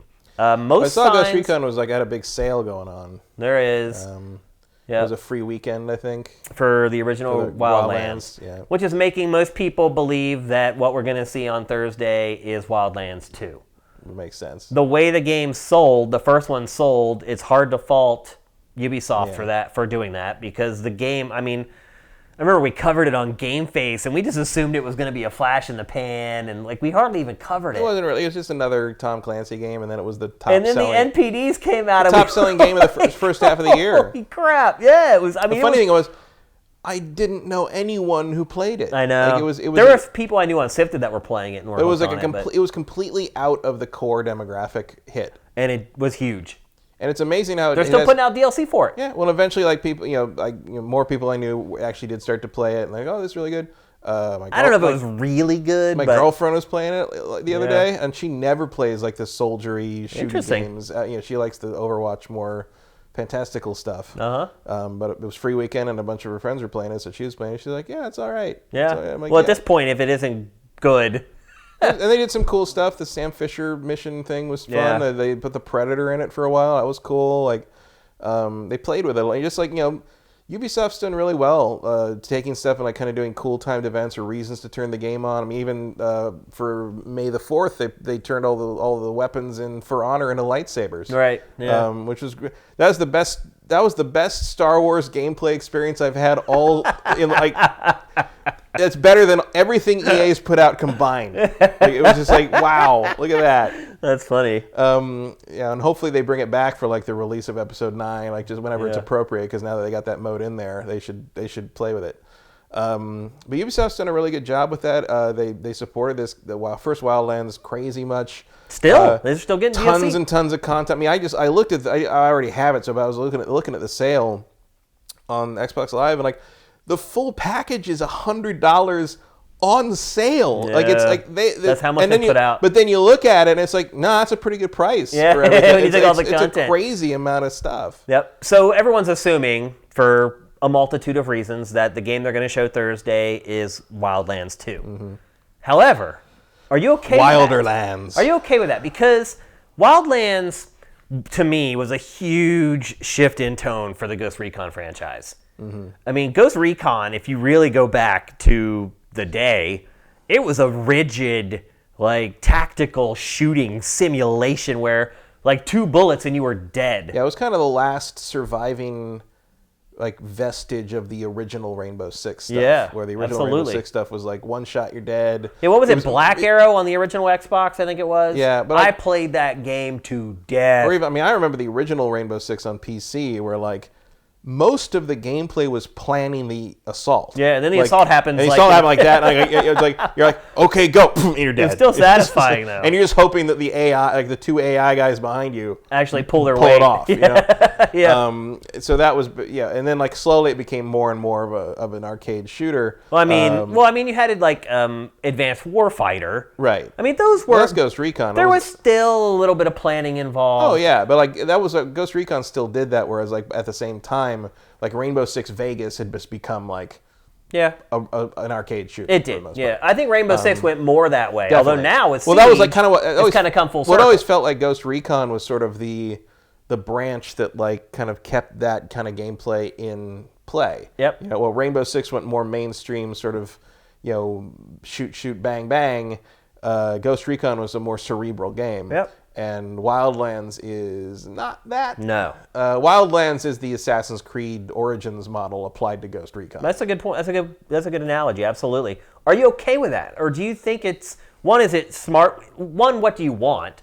Two, which is smarter for Ubisoft? Is it smarter to go this more casual route, or is it better to kind of have this one franchise that you still have that does something a little bit different? I mean, I don't care. Because I didn't play Wildlands when it came out, and I didn't play it until I got it for like $19, like a year and a half later or something. And I was like, "Oh, this is cool." And I played it for a while, and that was it. Because that game's ridiculous. It's huge. It is. It's huge. The world is huge. Like I think I cleared like 2 provinces or whatever, and I was like, "That's a full game." It's barely a dent. Yeah. And I liked a lot of the kind of the military jargon stuff. I thought the chatter between the characters was good, but I feel like it's smarter for them to sort of move into the. I mean, clearly it worked. I mean, they sold a ton of them, yeah. And I feel like, you know, the main thing for a sequel is you're going to have to put it somewhere else. You know, it has to be set somewhere else. I would definitely bring the same characters back. You know, at least your squad or whatever. Yeah. Because I liked a lot of them. They got a surprising amount of personality out of 3 dudes who were basically placeholders for when other people weren't playing with you. You know, it was all right. And you know, I would hope it would be a very different setting. Like, I don't know where you put it to make it that. I guess maybe, I don't know, Africa or like some. I mean, that would look very similar. Some war-torn, you know, I don't know. I mean, after the jungle, that was the first Wildlands. Like, I'd be cool with like a more urban environment for. Yeah, the but sequel. I think what I'm saying is, I think you could do that in like an African setting. You could have like city areas, but also you have a savanna. You could have like a jungle area. You're right. Also, you could incorporate wildlife more. You know, because like the local wildlife was not really much of a factor in Wildlands. At least not what I played. Which is ironic. Yeah, I guess. So. So like, you know, and maybe that's a little too Assassin's Creed Origins as well. But it's like, would I mind the idea of like, we got to go do this thing? Oops, there's a lion. You know, it's like there's elephants around or something. Just like for a change of pace, change of scenery, that'd be cool. What about you personally? I mean, I'm not going to play. You're right. The money kind of answers the other question, which is smarter for Ubisoft. But for you personally, would you're not going to play it? No. But if it were a tactical Ghost Recon, would you play it? I would definitely not play it. You would definitely not play it. I don't. So you don't have an affinity for those games. No, you just remember them. I remember them. I played them, but like. See, I do. I thought those were great games. I thought they were good for what they were, but they don't interest me, and they don't capture my attention, and I have trouble concentrating on them for very long just because I find them fairly repetitive. Honestly, sometimes they're too ridden with trial and error. Yeah, like, honestly, like the game of that type that captured my attention the best was honestly Full Spectrum Warrior. Oh yeah, because it had a lot more strategy to it. Yeah. I'd forgotten about that game. So I like that a lot. Like with Ghost Recon, like the Advanced Warfighter stuff, like it was cool, but I kind of found myself wishing just go full shooter. Just like you clearly you're straining against the edges. You're raging against the machine, is what they were doing. doing. You desperately want to be Rainbow Six Vegas, but like you're trying to make yourself different. And I think at some point, those games were pretty good though. Yeah, those Advanced Warfighter games were good. I like those. I played them a ton. But I liked it because you're right, they weren't going all in. They still had some tactical elements, and I felt like they hit a pretty good middle ground there for people who just like to shoot and people who want some tactics in their shooting. I thought it hit a pretty good middle ground, and then they just went away. Yeah, well, because... And they sold well, too. They sold pretty well, but you could sell 3 times that with Wildlands. Apparently. And, a co-op, more action-driven shooter is apparently a niche that needed to be filled. I think also you see the brand power of Ghost Recon still. Yeah. Because think about it, like it might be more Tom Clancy than Ghost Recon, I think. You think? I think people just want like a kind of a straight up military shooter without anything weird in it. Yeah. And honestly, that's one of the only games of its type I can think of. Can you think of another open world military driven shooter that doesn't at some point incorporate like fantastical weird things or like like some crazy drug trip thing or something. Wildlands, except for like the later Predator stuff or Sam Fisher stuff, played it all pretty straight. There's not really any other games that do that. It is a little tongue in cheek, but there's like kind of that gallows humor that accompanies any kind of like soldier banter. I do love the spotting stuff with the drones and and your guys will be like, and baby makes 3, honestly, that was the only part of the game that made it feel like Ghost Recon. Yeah, honestly, using that tech to sort of like set up the. they just slapped the Ghost Recon name on a game. Oh yeah, that they had in development. They're like, hey, what Tom Clancy brand do we have we can use that isn't Rainbow Six to differentiate this? Yeah, and Ghost Recon. Frankly, because I don't think it was anything to do with being an evolution or a movement from the Ghost Recon series. I think it was just like, we're not making Ghost Recon games, so we can call this Ghost Recon. Yeah, that seems like what it was to me. It's like, well, what are we going to call this? Tom Clancy's Wildlands? Well, no, let's call it Ghost Recon, so we can call it something that's recognizable that also already has the Tom Clancy brand attached, and then Wildlands becomes a subtitle, so we can just change that if we make a sequel or call it Wildlands 2. I don't know. I would think it'd be fun if you could call the Wildlands, and then the second one would be something like blank lands, like some other lands. They could have just called it Wildlands. They could honestly. They could have. They could have made a brand new IP out of it, and then it would. But I think Tom Clancy, a Tom Clancy brand attached to it, tells you already so much about it, out of the, And I would agree now, because Ghost Recon doesn't really mean anything now after it was attached to Wildlands. Well, I think it means a co-op open world military shooter. But that's not what it ever was before. Not open world, but I always thought of Ghost Recon as a co-op shooter. Obviously it had you had to think a little more. Yeah. If your co-op people were not coordinating. Yeah. But I think that's still pretty true, and it plays a little looser, especially with the fact that you can revive people more easily than the old Ghost Recons. But I definitely still see the pedigree in it. It's not the same thing as it was the last generation, but I don't look at Wildlands and think this is completely unrelated to Ghost Recon. It's still a squad-driven tactical-ish shooter that relies on sort of near-future tech for your the planning and sort of where you go in. And there's a lot of direct analogs to the current Assassin's Creed games in it.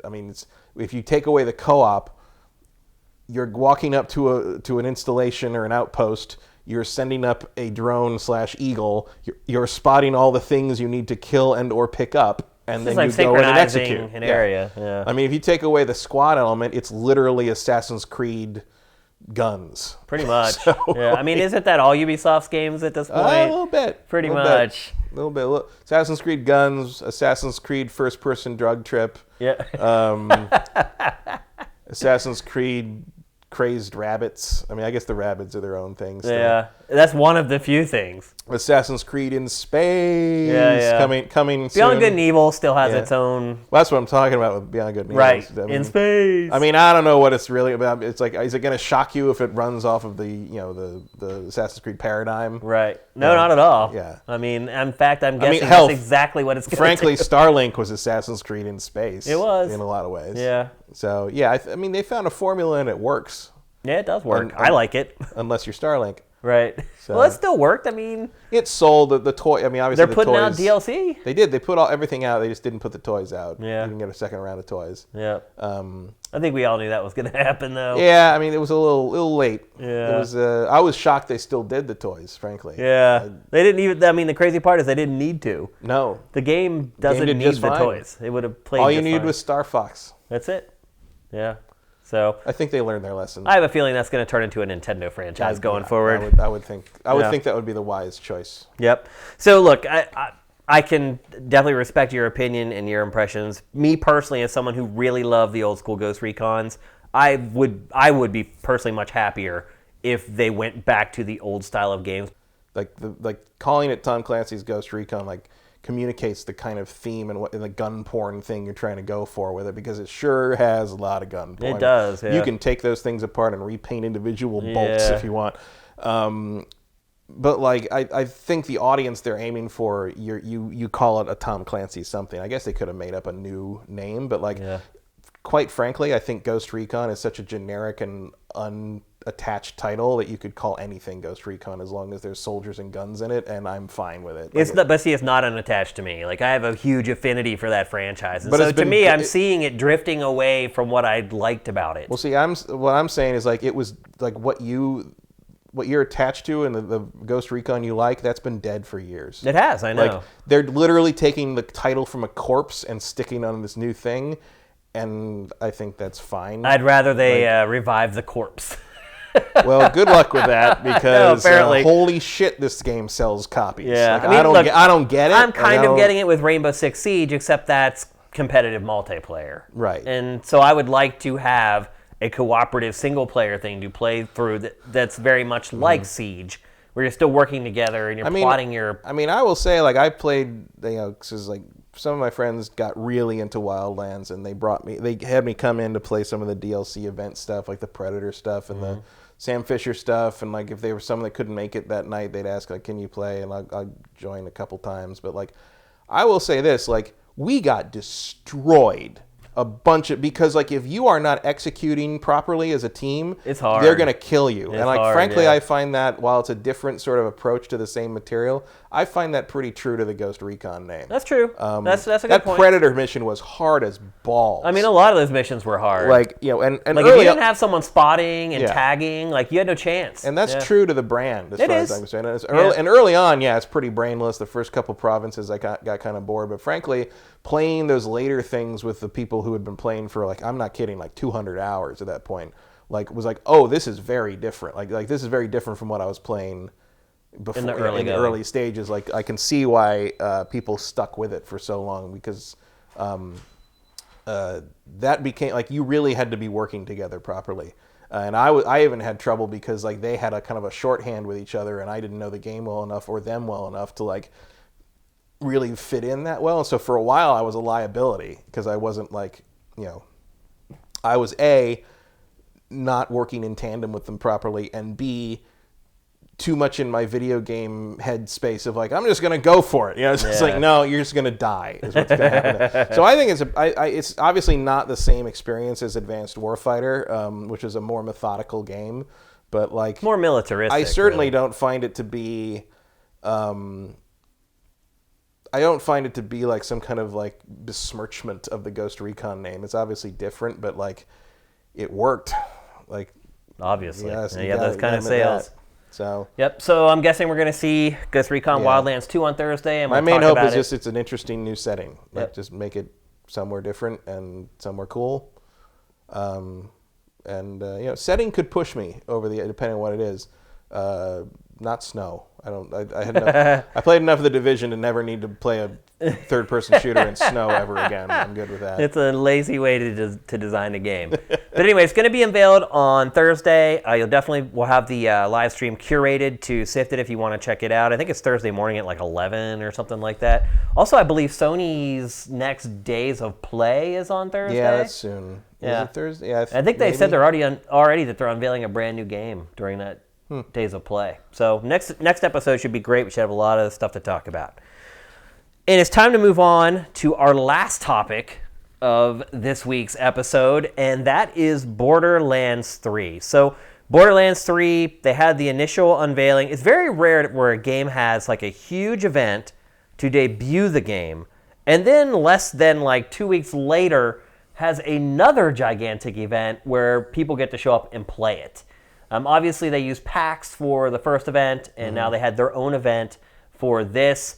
They showed off tons of the game, hours and hours of the game. Like I guess I assume they feel like they might get buried at E3. Maybe. It feels like Borderlands is a big enough name that wouldn't happen. Yeah. Or maybe we're seeing sort of the runoff of what happens when Sony doesn't do a press conference. It's possible. Maybe Borderlands didn't make the Xbox cut. I'll say this, Borderlands 3 is tracking really well on Sifted. Like, pretty much everything we posted for it has done huge numbers on the site. So people are engaged. Well, we'll see what Randy Pitchford can do to stop that.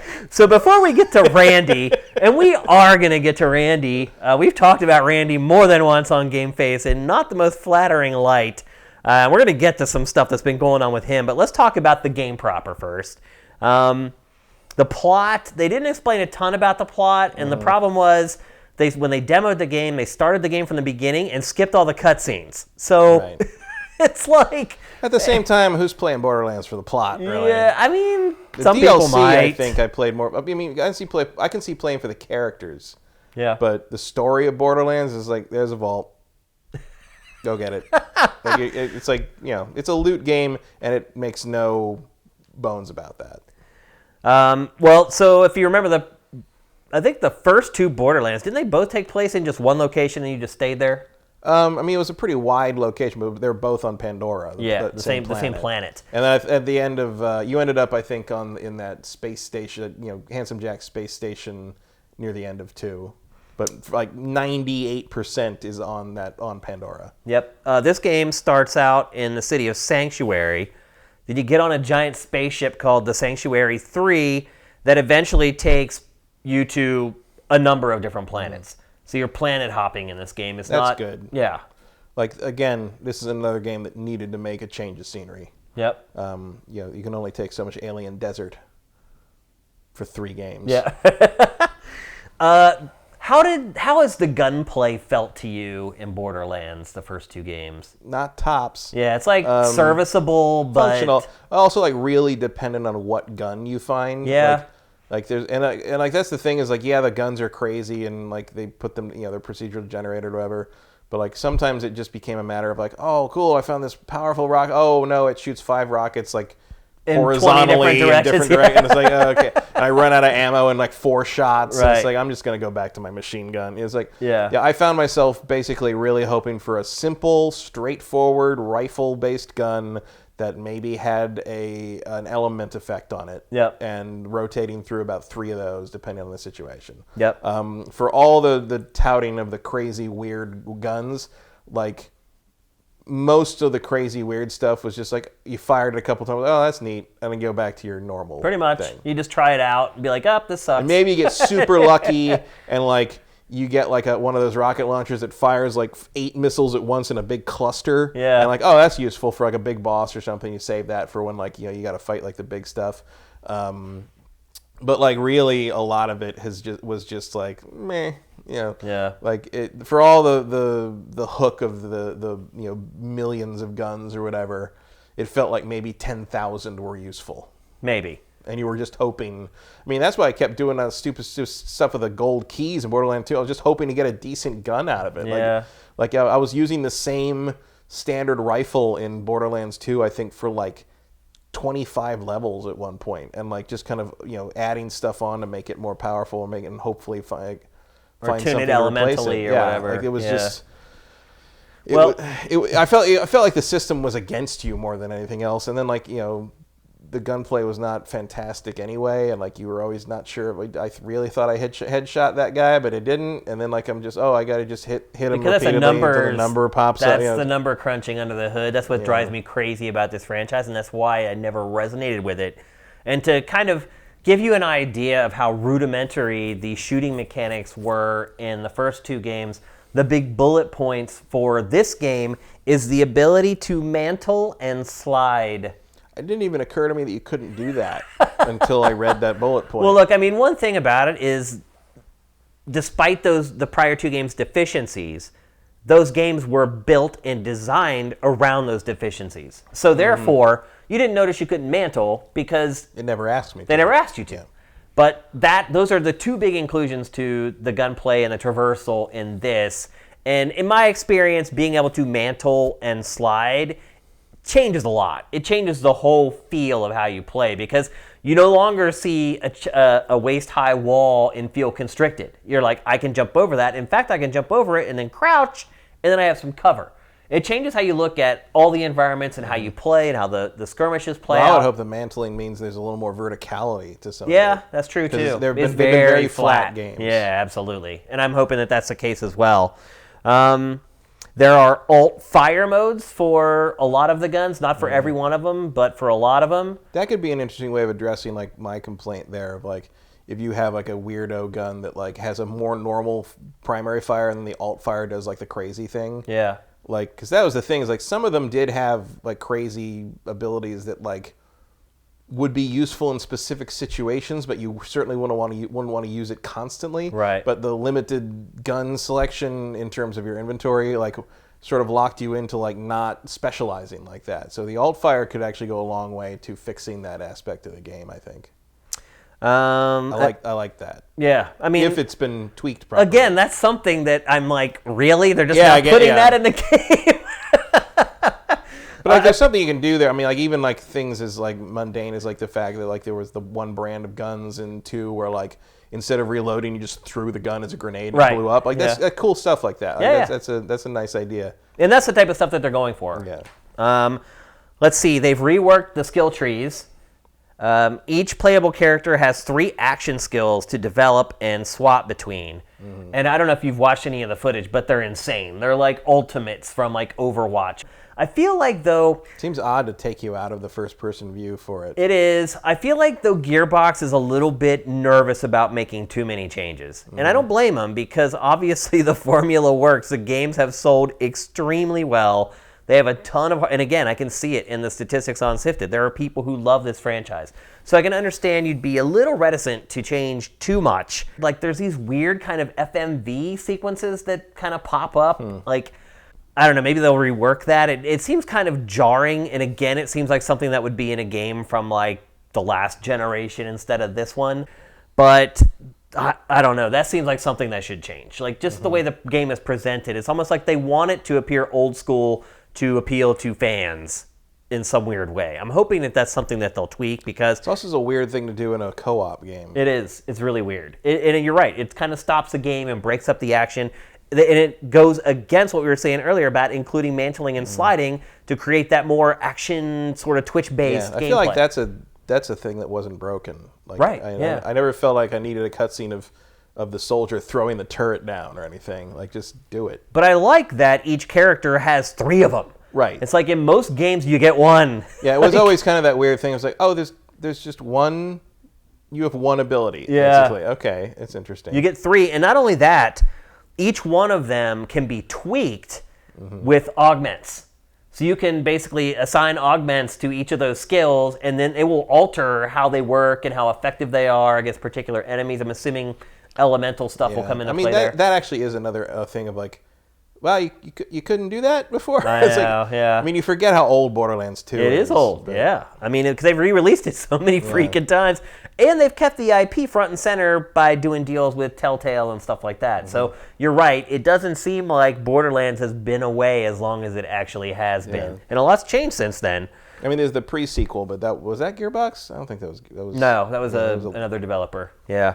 I didn't play that, really. There's loot. What they're calling loot instancing, which basically all it is that everybody sees different loot, and the loot is catered towards each person. So there's no race to be the first one to grab loot, and the loot that you get is something that will actually be relevant to you and where your character is, instead of something that like you're going to have to bank because you're not going to be able to use it for another 5 levels, or something that's irrelevant to you because it's so weak and you've kind of moved past that point. So essentially the loot scales and is unique to you, which again is something that is commonplace now. But sort of like, I remember when Diablo 3 did that in 2012 or whatever. But it's better than not doing it. Yeah, for sure. And then there is also level balancing, which is one thing that other games still have not got right. Like even with The Division 2, if you're playing with someone who was way higher than you, the game just basically just barfed. It was like, I don't know what to do with this. Like I was saying, I played some co-op with a Sifter, and he was level 27 and I was like level 20 or something like that. And literally, he just one-shotted everyone. One bullet, just pow, just the whole meter just zapped to nothing. And, if they would shoot me once, I would die, but he could never die. So it was just this constant loop of me getting shot once, dying, him killing everyone with one bullet, and then coming over and reviving me, rinse and repeat. Or like the Anthem thing where the starting rifle was better than anything you could ever have. So it looks like they're going to balance the leveling so that it's challenging for everyone. I'll be interested. Delicate job. Yeah, I'll be surprised if they get it right because a lot of people have tried and all of them have failed. So we'll see about that. And then I guess maybe the best thing for everyone, even though it seems like a lot of the decisions they're making with this game is to appease their fans, there is also a classic mode where you can go back and just play the game exactly the way it was in the first two games. Matt, what percentage of players do you think are going to play on classic mode? I think it depends how broken the new thing is. That's true. If it's a mess, everyone will get if everything's fine, probably a pretty small minority, but if everything doesn't work properly, I could see everyone using that as sort of a workaround, basically. I honestly wonder, even if the base new game is fine, if even 40-50% of people play the classic mode. I'd think closer to 10-15. Really? I think that. I mean, why? If all the new stuff works properly, why trade it out? Unless it breaks. Because some people just like the way things were. Yeah. Particularly when you're the fact that exists also makes me wonder exactly how important or integral any of the new stuff is. Exactly. If you can still play it like that, I guess I don't have to mantle all that much, huh? Yep, it's true. So. Despite the fact that they showed 5 hours of the game, that's pretty much all the information that was gleaned from the gameplay debut.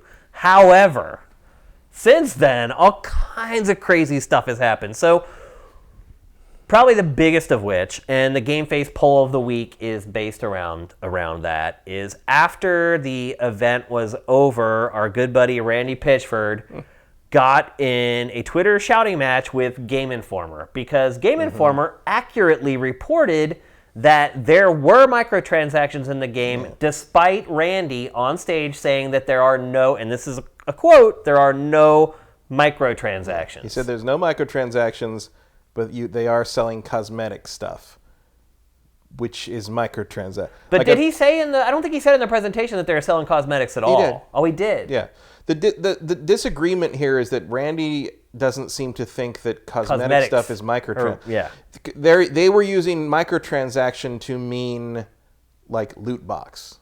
They were using microtransaction to mean like in-game gambling, as like like the kind of thing that like Randy was playing stupid. He was acting like he. But everybody knows that microtransactions are just small purchases, small price purchases beyond the base price that you paid for the game. Like even if there's no loot box or slot machine involved, buying a $3 piece of horse armor is a microtransaction. It's always that was the first microtransaction was a cosmetic horse armor item. It was absolutely that was it. So to claim you don't have any microtransactions and then say, oh, but we are, obviously we have the cosmetic stuff. Well, you just contradicted yourself. I'm not saying you lied, because that's not the same thing. Being wrong is not the same as lying. Here's the thing, though.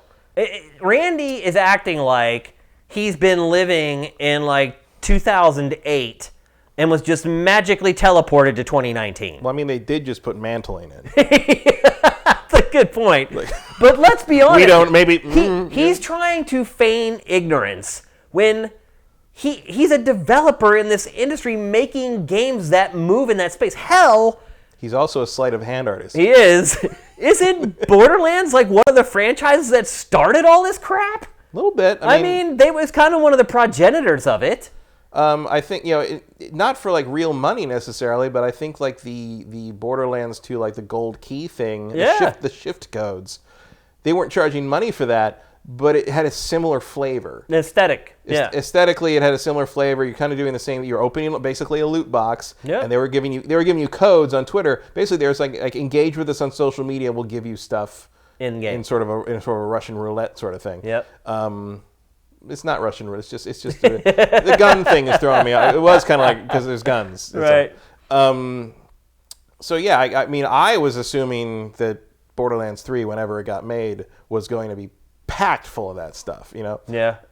I mean, I guess it makes sense that they're doing cosmetic because the skins are not something that are particularly important. Yeah, I mean, we're on the record many times saying that we really have no problem with cosmetic microtransactions. And I don't care that much about nobody does. I don't care that much about cosmetic stuff in Borderlands because I can't see my character. Right. Yeah, so it's first person. Who cares? Well, I think most people care that other people see their character. Yeah, but it's just like I read a story today about, and this is interesting, that Fortnite, people say, oh, there aren't predatory practices in Fortnite because anything that you pay for is cosmetic. But what people don't realize is that Fortnite is played by mostly children. Mm-hmm. And their avatars in the digital world are treated very much the same way as they are treated in the real world. So say you're a 5th grader and you meet a bunch of new friends at school and they're like, hey, come play Fortnite with us tonight. Word, let's get on. You get online, you go to play, and you start playing and your character is default. Apparently, it's like being like the poor kid showing up in like used clothes or something. Huh. Yep.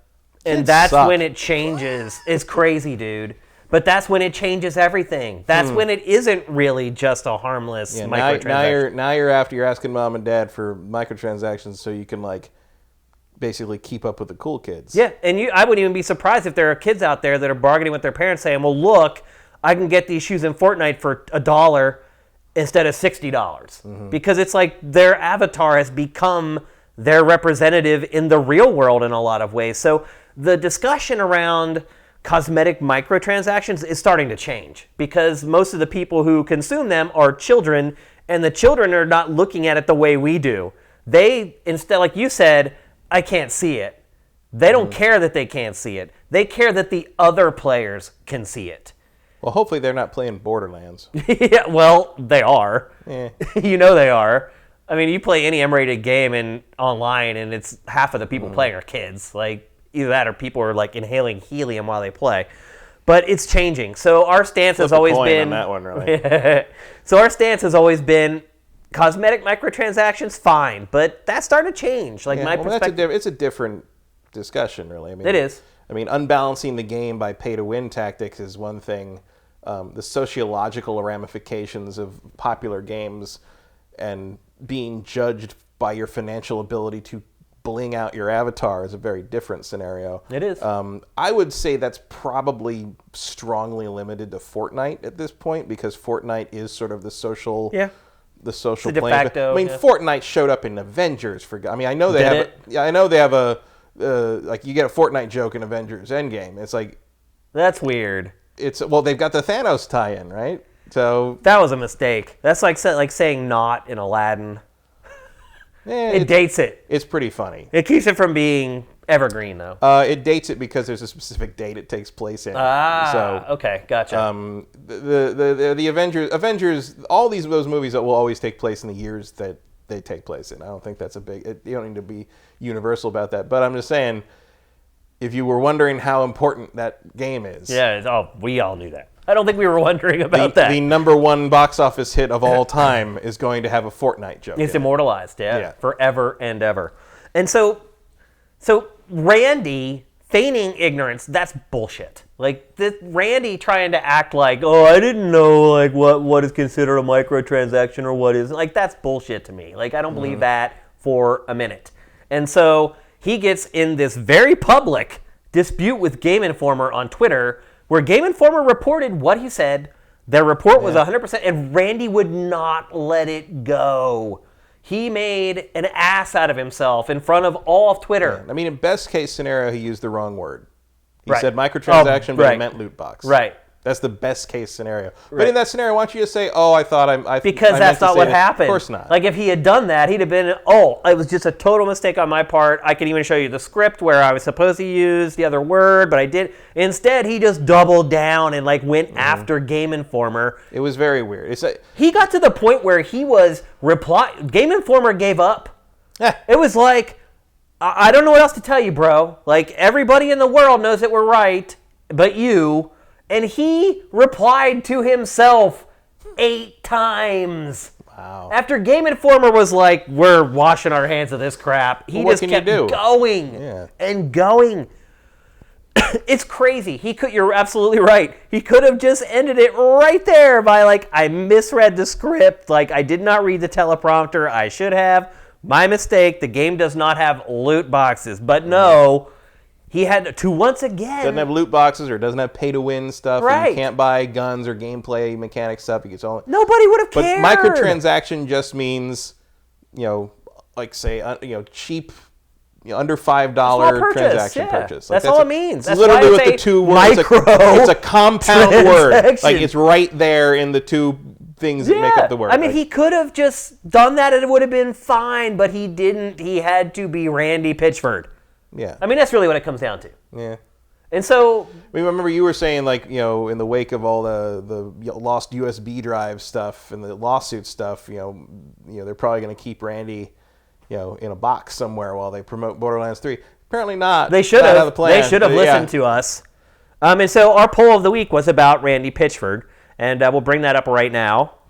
And the poll read, do you think Randy Pitchford was being intentionally deceptive when saying Borderlands 3 doesn't have microtransactions? And the options were, yes, cosmetics count, no, only loot boxes count, and I'm not sure. And of all the polls of the week that we've done for GameFace, this was far and away the biggest landslide. 62% voted yes, cosmetics count, meaning yes, Randy was being intentionally misleading. 21% said no, only loot boxes count. And then 17% were like, I don't even know what the hell. Yeah. Man, I don't even have an opinion.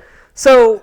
As Marvin said in the back seat before being shot in the face in Pulp Fiction. Yeah. So most people... Always have an opinion, people. Absolutely. Always have a take. Especially when John Travolta asks. Jim Rome says, always have a take, don't suck. So 62% of the people who responded to the poll believe that he was intentionally misleading people into believing that there was... Your choices here are like, you are intentionally misleading people or you don't know what a microtransaction is. Right. Like, and no one's going to believe that he doesn't know what a microtransaction is. Which one do you prefer? Yeah. And 17% were just like, whatever. Yeah. I'm not even going to get involved. So it appears that the vast majority of people agree with us that for whatever reason, Randy just, I don't know what he's doing, dude. It's crazy. And so then that happens. And then does he's not the sole owner of Gearbox, right? There's I don't believe so. There's other people. It's privately owned company, but right. Other people co-own it, right? Yeah, but I think he has like controlling interest. Yeah. Yeah. That's a problem. I feel like I'd still be making a phone call or two. It might be time to overthrow. Because so this is just the beginning. So then the voice actor who plays Claptrap, one of the most iconic characters in the franchise.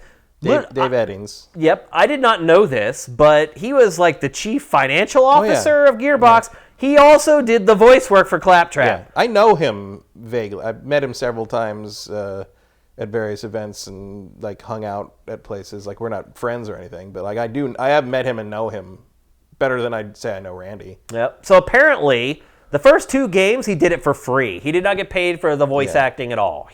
Which I might add, I mean, I guess it's probably different when you're an executive at the company, but I know several people who worked at a company, a game dev company, and ended up doing voices. They all got paid separately. Technically, you have to. Yeah. It's like working at Viacom. Most of them got signed up for SAG and got scale and the whole deal. And got the residuals and all of it. All above board, the whole thing. And so this guy, he was an executive at the studio. He also did the voice work, didn't ask to get paid for the first 2 games. When they went to do the 3rd game, he was like, look, I've cut you a break for the first 2, but... he also didn't work there anymore. Right. But he's like, you're going to have to pay me to voice him. Yeah, because I'm not your VP anymore. Right. Like, if you want me to hire me as a voice actor, you have to hire me as a voice actor. Yeah, and Randy wasn't having it. And so this opened up a whole other very public dispute between Randy and someone else. What's his name again? Dave Eddings. Then starts spilling the beans on Randy. And this was also, remember that Dave was... Which Randy should have known this. When the lawsuit thing came up with the lawyer that Randy was suing, then countersued and had the thing where he said that he stole $13 million from Gearbox employees. Yep. And then that day, Dave Eddings tweeted, "It's true." Yep. And everyone's like, "What is that? What's true? What does that mean?" Yeah. And so he mentioned again in this thread about like taking $12 million from some employee bonus fund or something. Presumably that's what that was in reference to. Yep. He also had another story, which was that Randy assaulted him. Yeah, in the lobby of the Marriott at GDC 2017, I think. Yeah.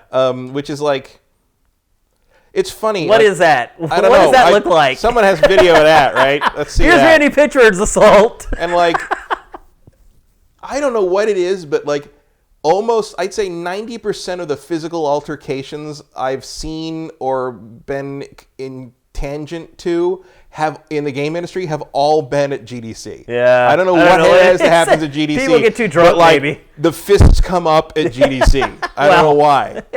Like, I have been also been with people who have been accosted physically in lobbies every time it's at GDC. Well, remember last year there were homeless people trying to kill GDC attendees, shoving them into traffic off the sidewalk. Like, whatever it is about that event, it sets people off. I think a lot of it has to do with the heavy drinking that goes on there. It must be more. And also because everything's in close proximity. Like, you can get to the drinking much quicker. Yes, yes, you can. From the Moscone and Center. then get back to the show drunk. You can go straight to the W, back across the street. Like, you're just like, all right, now I'm ready to take on that guy to get my game of 5. You know.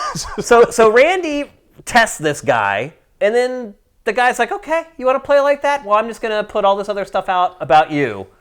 Ultimately, I mean, the conclusion that I think anyone who is sane will come to is that Randy really doesn't have any business running a big studio. Yeah, I mean, certainly if you're in that position, you have to be quiet. You also got to remember the stuff that happened earlier about the thumb drive he left at a restaurant that had totally top secret crap on it. Documents and porn. Any other executive would have been fired so long ago. You can't fire the guy who runs the company. Well, that's why you have a board. I mean, if you're concerned about it, you got to go to the board. It's basically like if you did that. Right. Like you're not going to fire yourself. Yeah, but if I had a board, they could get me out. Yeah. And a company that's that big has a board. Yeah, I don't know what the structure. I mean, I know he co-founded it with like 3 or 4 other people, but that was 20 years ago. So I don't know what the structure is now. Yeah, but in the midst of all this. To be fair, someone who is bad at that doesn't keep a company running for 20 years. So he must be pretty good at it. Or the other people there are really good. Yeah, but they're covering for his mistakes. Yeah, I feel like we would hear more about that. I mean, I feel like we are kind of hearing about it. We're hearing a little bit about it, but it's like one guy who someone's got to have footage of that, right? You would think. Like there's cameras everywhere there. You would think. Yeah. I'm sure the hotel probably has footage of it or whatever that they could dig up. I mean, also it's like if you're just at GDC and you see that happen, boom. Yeah. Like, come on. Like, but so you have to look at it from the perspective too. There's a publisher working on this game. It's not just Gearbox. You have 2K who's standing there being like, "What the f is going on?" 2K's got to be like, the Hauser brothers don't do this shit. Right. Think about that. Like 2K has the power to make something happen. Mm-hmm. This game is a big bet. It's a gigantic game. It has the possibility to sell like 20 million copies in a couple of years. It's their biggest bet this year. Yes. It's their biggest release. And you have this dude over here just totally screwing it all up. This isn't the first time with Randy either. You go back to Aliens, Colonial Marines, and all the crap. It's just been one thing after another. And it's just like this culmination of all this stuff he's done. I'm like, how does he still have a job? Like, I have seen people fired for so much less. Lots of people fired for so much less. I've had to fire people for so much less. Like, yeah, but he's working for himself effectively. I mean, he's not. If all the money's coming from 2K, well, 2K I guess could cancel their contract, but they're not going to do that over a couple of weird Well, it's too tweets. late now. I mean, I'm sure there's a phone call in the future. Or, maybe they don't pick up the game. And who owns it? Does 2K own Borderlands or does Gearbox? I don't know. Because if that's the case, they could take Borderlands to another developer next time. I'm pretty sure Gearbox owns it. They'd be idiotic to not own it, but who knows? Like, because they could have signed it away at some point. I don't think so. I'm pretty sure Gearbox owns it. I'm seems sure like there's a publishing deal in place with 2K, obviously, for anything Borderlands related, but it seems like it because all the media is going up on Gearbox's YouTube channel. Yeah. So and 2Ks, but I think so. And probably other publishers would be happy to have Borderlands in their stable. Yeah, but it may be one of those. Nordic's open. But it could be one of those things where 2K exactly. It could be one of those things where 2K drops it, and then the next publisher is like, well, we're not picking it up unless you get rid of Randy. Well, I don't think 2K is going to drop Borderlands 3. Like, it's too close to release. No, I mean, after this one comes out. Well, who knows how many years it could be before another one of those. Well, we do know at least 5. Yeah. At least. So it might be. Yeah, I mean, at this point, 2K just has to deal with it. I mean, yeah. They maybe can force him to put out a statement and apologize to Game Informer or something. And it's gonna depend on what kind of sales look, what sales look like, if they're on target for what you think. They're gonna be big. They should. I mean, most people who buy Borderlands 3 are never gonna know any of this happened. Yeah. It's very much internal, folded in game industry drama. For sure. You're talking about, even the maximum of these, these tweets were like, Randy complains to Game Informer or Dave yells about Randy. Like, you're talking about a few thousand likes and retweets about it. 2K may care about to a game that that's $12 million that went missing. Yeah, well, that won't mean that's in court proceedings. Yeah. Right, so we're gonna, one way or the other, they're gonna find out what happened to that. We may never find out because settlements often have a privacy clause in them or an NDA attached to them. But yeah, I mean that they will get to the bottom of that, and whatever the outcome of that or the truth of that is, I'm sure there will be repercussions. It's very possible we will see Borderlands 4 published by somebody else. It's possible. If 2K decides it's just not worth it. Or if Borderlands 3 sells 15 million copies, maybe they figure a little squeaky wheel is worth it. Maybe it helped the hype behind the game. Maybe, I don't know. It's possible. I mean, stranger things have happened. Stranger things, but I don't know. I feel like courting negative publicity that way is too risky in this day and age. I mean, that's the theory that like the Sonic the Hedgehog movie design was always supposed to be terrible, so they could make a big show out of redoing it or something. Which I'm like, I mean, I don't really buy that. I mean, to be fair, most people are talking about the Sonic movie more than Detective Pikachu right now because of that, because everyone's sort of okay with Detective Pikachu, and Sonic is a horrific monster that should never have seen the light of day. Because the controversy always works to generate interest. Like, if you look at... It generates interest, but it doesn't always generate success. And, like, I don't know if, like, you really would feel you'd need to do that with Borderlands. Like, like the Kentucky Derby this weekend. Did you hear what happened with that? I heard about the disqualification thing and somebody some crazy odds. Yeah, so second place winner was very quickly. What happened was the horse who was favored was leading. He was coming down the final stretch, and he started drifting into other lanes. And you can blatantly see it basically trips the other horses, and they all fall behind. And then some other horse comes around the side and wins. He actually didn't win. The lead horse still won, but he ended up ahead of all the other horses that he had basically bumped and sent back. So it took him 22 minutes, and after 22 minutes, they decided, no, the guy who bumped the horse that bumped the other horses is disqualified. Whoever finished behind him is the winner. And so that horse that snuck around the outside, who should have never won, ended up technically winning the race. If you look at the ratings for the Kentucky Derby, the post-race coverage destroyed all ratings records for the Kentucky Derby. Mm-hmm. So the race itself was just it did okay. People watched. It was 5 hours. Derby. 5 hours of build-up for a 2-minute race, by the way. So typical ratings. I've been to Kentucky Derby parties and learned that one the hard way. Yeah. Like, wait, that was it? Yeah, that's it. And the ratings after the race ended were like the highest in the history of the race. So next year, look forward to some real swerving horses. Yeah, I mean, but seriously, like, controversy drives eyeballs and interest. And right, so but it doesn't. Maybe on some level, 2K looks at it and says, wow, this sold better than we thought. Maybe the controversy had something to do with it. Maybe it was a positive. I don't know. Like, I find it hard to believe that something that maybe a couple 10, 20,000 people know about and talk about is going to matter on a game you expect to sell 15 million copies. Like, it's just like the controversy is noteworthy among like those of us who follow this sort of inside baseball stuff, but like it's not going to affect the sales of a AAA tentpole game. Like, it's just not there. Yeah. In the same way that I feel like the redoing of the Sonic thing is something they didn't plan to do it, but it sounds to me like there were two competing camps between people and the other camp, people who wanted the weird stuff and people who wanted to go more old school with the Sonic design. And when they put the trailer out, the people who wanted to redesign it won. And then then they put the trailer out, and the backlash on the internet was huge in terms of backlash for stuff like that. And then the people who said, "See, we told you we should go old school," says to me that they had a contingency plan ready to go. It's possible, but I don't going to redo all that CG. But I don't think it was part of a calculated plan to use controversy to gain. Yeah, I'd agree with that. Visibility. It's just although it did. Yeah, but you don't. I mean, that Sonic movie got way more free publicity than it ever would have got. Yeah, but if it was actually looked good. But I don't think that's going to translate into like ticket sales. Yeah, you know what I mean? Probably not. And at least that is directly related to the quality of the product, as opposed to Randy being a weirdo. Is like not really yelling at Game Informer is not. Like, why would you want to reward that?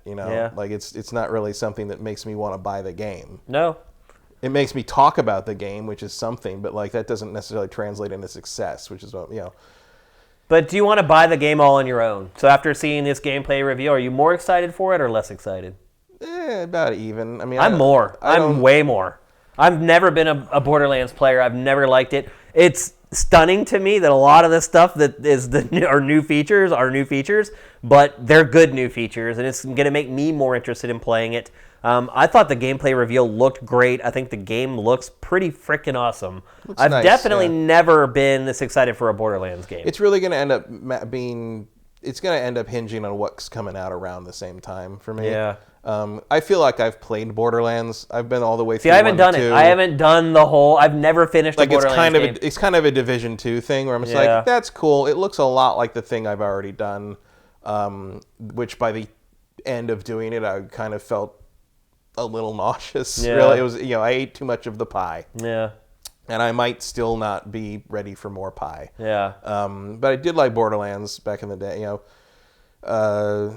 Looks good. I mean, I think the visuals looks are great. cool. Yeah. It's certainly they didn't seems to run they didn't very change well. it, but they didn't reinvent it, but they updated it to the 4K era, and it looks nice. And maybe. I mean, you're gonna play it. Maybe. You'll I mean, play I don't know. Well, it comes out in like what? September. Right? Yeah. It really depends what else comes out in September. Yeah. I'm there. I'm gonna play it. And I don't know if I'll finish it, but I'm going to give it a go. And trust me, after Borderlands 2, I wouldn't think I would be sitting here saying that about Borderlands 3. So yeah, I mean, I like Borderlands 2. I started up again when they did that update and played a little bit, and it recurred to me how just big and open and wide and flat and endless that game is. So like, I don't know. We'll see. Yeah, we'll see. As the pre-release previews pop up, we'll see what it looks like, and if it looks like it has a little more verve to it than just Borderlands again. Yeah. All right. With that, it's time for our trailer of the week. As we've been talking about on the show, May is very, very slow.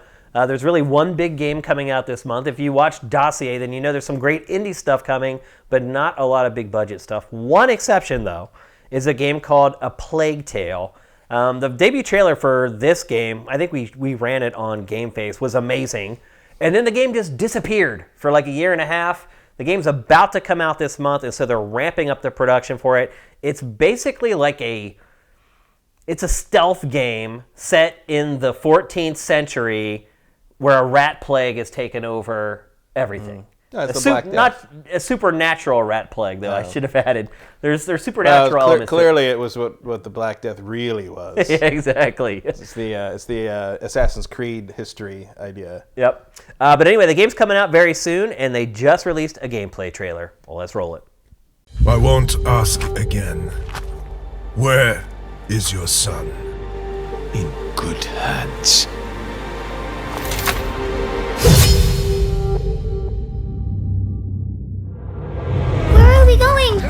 Come on, just run as fast as you can! Amicia de Rune and her young brother Hugo set out on a poetic and harrowing journey deep into the dark heart of the plague-ridden, war-torn Kingdom of France. Following an unspeakable tragedy, the siblings are forced to abandon their home. Pursued by the relentless Inquisition and unending swarms of ravenous rats. Is Thrust into a brutal new reality, they will confront dangers no child should ever face. Meanwhile, Hugo is afflicted by a mysterious sickness, driving Amicia to hunt for a cure. She must do whatever it takes to protect her little brother and survive in this harsh and hostile world. Though bold, Amicia is just a child, and direct confrontation with her foes is futile. Instead, she will need to use her wits and ingenuity to best the threats that pave her journey. I didn't want to. Amicia! Finally! Hugo is far from just a burden. His innocence and naivety are offset by his courage, and he will prove vital in working with Amicia to overcome the obstacles ahead. Balancing light with darkness is critical to their survival. In some cases, Amicia will use this to her own grisly advantage. Though inescapable in their new reality, death is still unfamiliar to the two children, and the piling bodies are sure to have an impact on both their young minds. Do you think we are hurting them? Through their journey, they will meet those trained in the art of alchemy, who will offer alternative ways to overcome foes or open new paths. It will protect you, and is pretty too. Oh, all right. Now we can go. Thank you, Hugo. Both the plague and the 100 Years' War with England have brought suffering to the lives of all in this decaying kingdom. And over time, the siblings will meet others in similarly dire circumstances. These dark times mean they aren't the only ones forced to adapt, developing vital skills to survive an uncaring world. And Amicia and Hugo will need all the help they can get. All right, so beggars can't be choosers of May, people. You got to take what you can get. And honestly, that is one of the better games coming out of May, at least one of the more interesting ones. I like the look. Yeah. It's like a good art style. It seems interesting at the very least, which honestly is kind of hard to come by in games anymore. I hate to say it, but I mean, when you have that many sequels and everything, it's hard to come across something that looks new, and that certainly fits that bill. So before we get to our Q&A, I do want to thank our sponsors once again and read their ad one more time. DeShazer Ryan Realty has been leading Northwest Montana real estate sales for over 30 years. That's pretty amazing. That's a long freaking time. It's family owned and operated, so I'm assuming maybe his dad did it before him. With the knowledge to help you find your own unique piece of Montana, visit www.deshazerryanrealty.com, and there you will find every property currently listed for sale in Montana. Or you can call 406-293-7706 and ask for Doug to get the ball rolling. If you aren't able to relocate to God's country, don't worry, sifters. Doug DeShazer specializes in finding you the perfect real estate agent for the job, no matter where you live. He's facilitated home and land sales in California, like us, Texas, Oregon, Washington, and many other states. Feel free to email Doug with any questions at deshazermt@gmail.com. That's DeShazer Ryan Realty at deshazerryanrealty.com. And thanks again to our sponsor. It's time to get to some Q&A.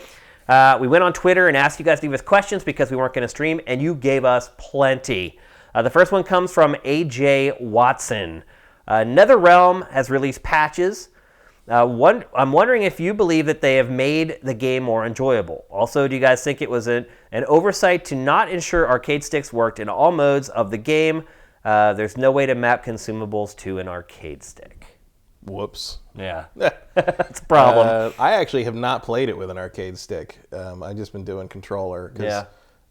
Which has not been ideal. Like the PlayStation D-pad is not... No, it never is. Fighting games are always going to be better with an arcade stick. Yeah, but... I haven't played it recently since they updated things. Like, as I understand it, they have been trying to tweak the balance. And they have tweaked it. I think for me, though, the parts of the game that are afflicted by the grind, I don't really play. So it's like a non-issue for me. It's kind of weird. So it never really bothered me in the first place. But I mean, I could obviously understand where people who do get into these other modes were off-put by it. It does seem like they've nerfed it a bit, but it still seems like they have work to do because I just feel like it's The spirit of it is the problem. I just didn't feel like you were being rewarded rapidly enough for what you were doing, and like you were going literal days between opening major chests and getting like interesting, content out of the crypt and stuff. And it's like, look, at the rate they were giving you various currencies, it was going to take like months to get all that stuff open. I'm cool if like I have the crypt done in like 2 weeks. Yeah. And then like I just have a good fighting game to play after that. I have a feeling Warner Brothers had a lot to do with the problems with this game. Yeah, maybe, yeah. I think definitely. I would be very interested to have been a fly on the wall in the meetings between who and who. But you can't. It's not like you can like push back against a corporate conglomerate like that if you're NetherRealm. I think we do know though that it was Warner Brothers.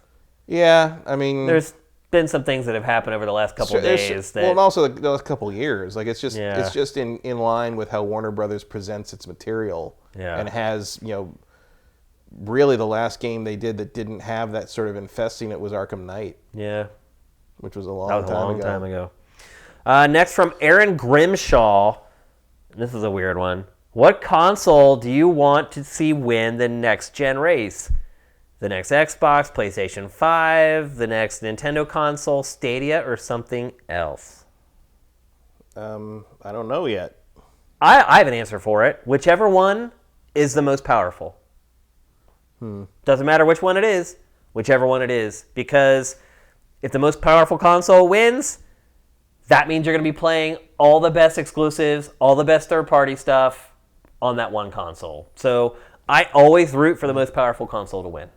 Then you are often disappointed. I am. Yep. It hardly ever happens. Yep. Yeah, very, very rare. Yep. PS4 did it.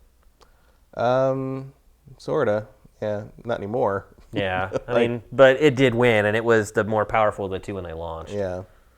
Well, apparently that's going to be the Xbox. It looks like it. And if that's the case, then I'll root for the Xbox to win. But to be honest with you, like, I don't really root for anything. Yeah. Like, you give up that stuff. After you work in this industry for so long, like, you don't care about, like, what platform something's on. You want everyone to succeed, and you want to play great games. And that's pretty much what it comes down to. I mean, I would maybe I would root against whatever Nintendo's next system is winning because it's going to be the weakest system, and I'd prefer that not to become the new paradigm. But the Wii won its generation. The PlayStation really caught up eventually once PlayStation 3 got real cheap. Yeah. But for all intents and purposes, the Wii won that generation, and it certainly didn't change.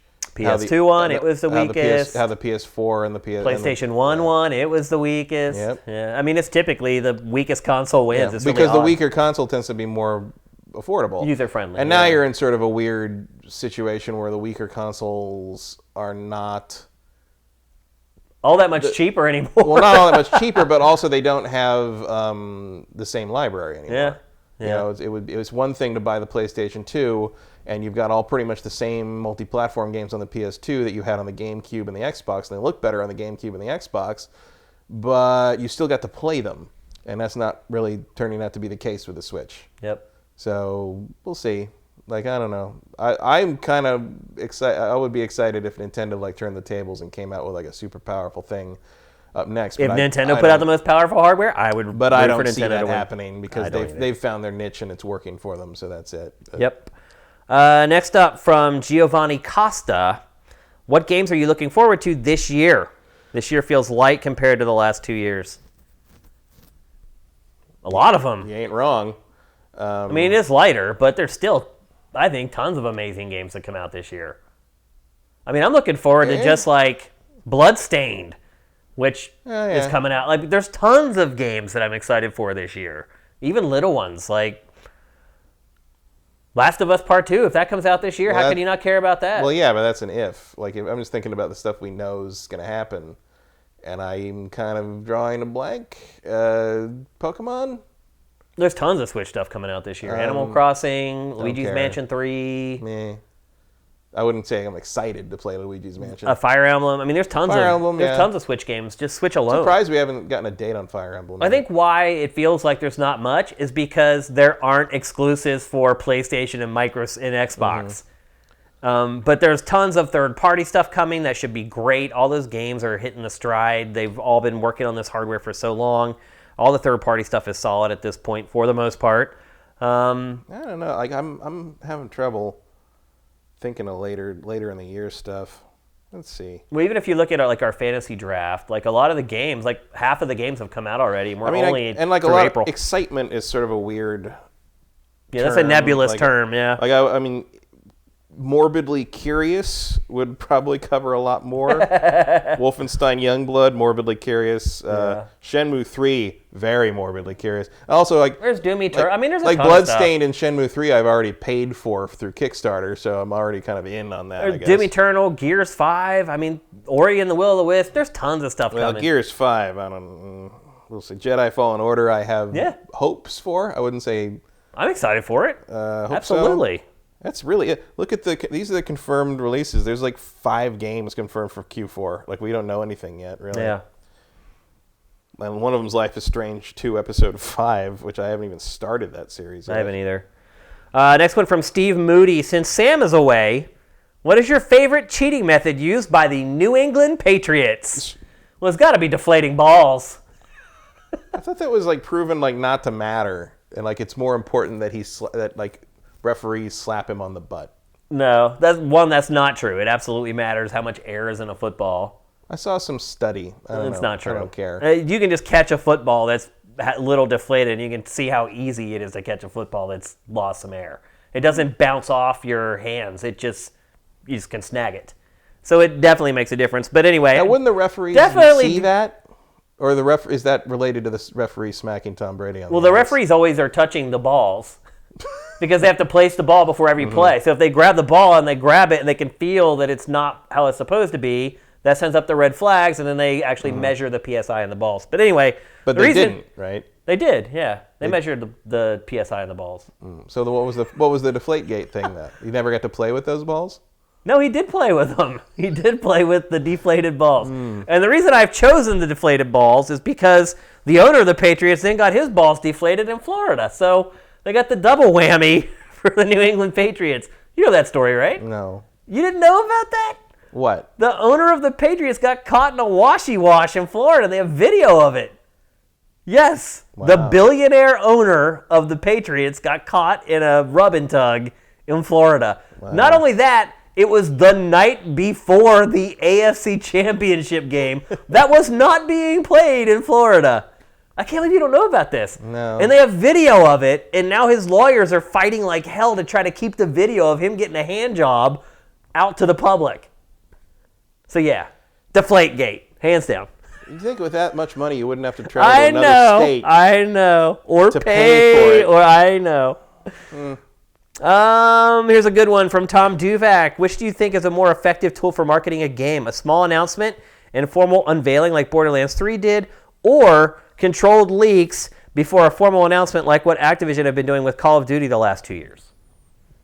Advertising on football games. Yeah. I mean, honestly. Yep, that's the best marketing tool. Neither of those things matter nearly as much as the mass media push in the last 3 to 4 weeks of up to release. Yeah, I mean it matters to us because we're crazy about video games and we follow it really closely. But yeah, and honestly, you're talking about like return on investment. Yeah. Advertising during sports. And of those two things, they both seem to generate about the same amount of hype in the core gaming circles. So I would say whichever one you prefer. Yep. I like the slow leaks resulting in a final admission kind of approach. I enjoy that, even though I think it is mostly orchestrated these days. But I like that. It feels a little more spy thrillery. Yep.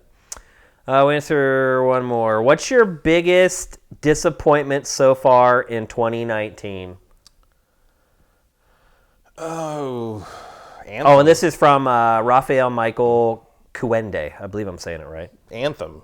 Yeah. I mean, I think most people would have to answer that. Yeah, like me, especially considering it has a 5 aggregate.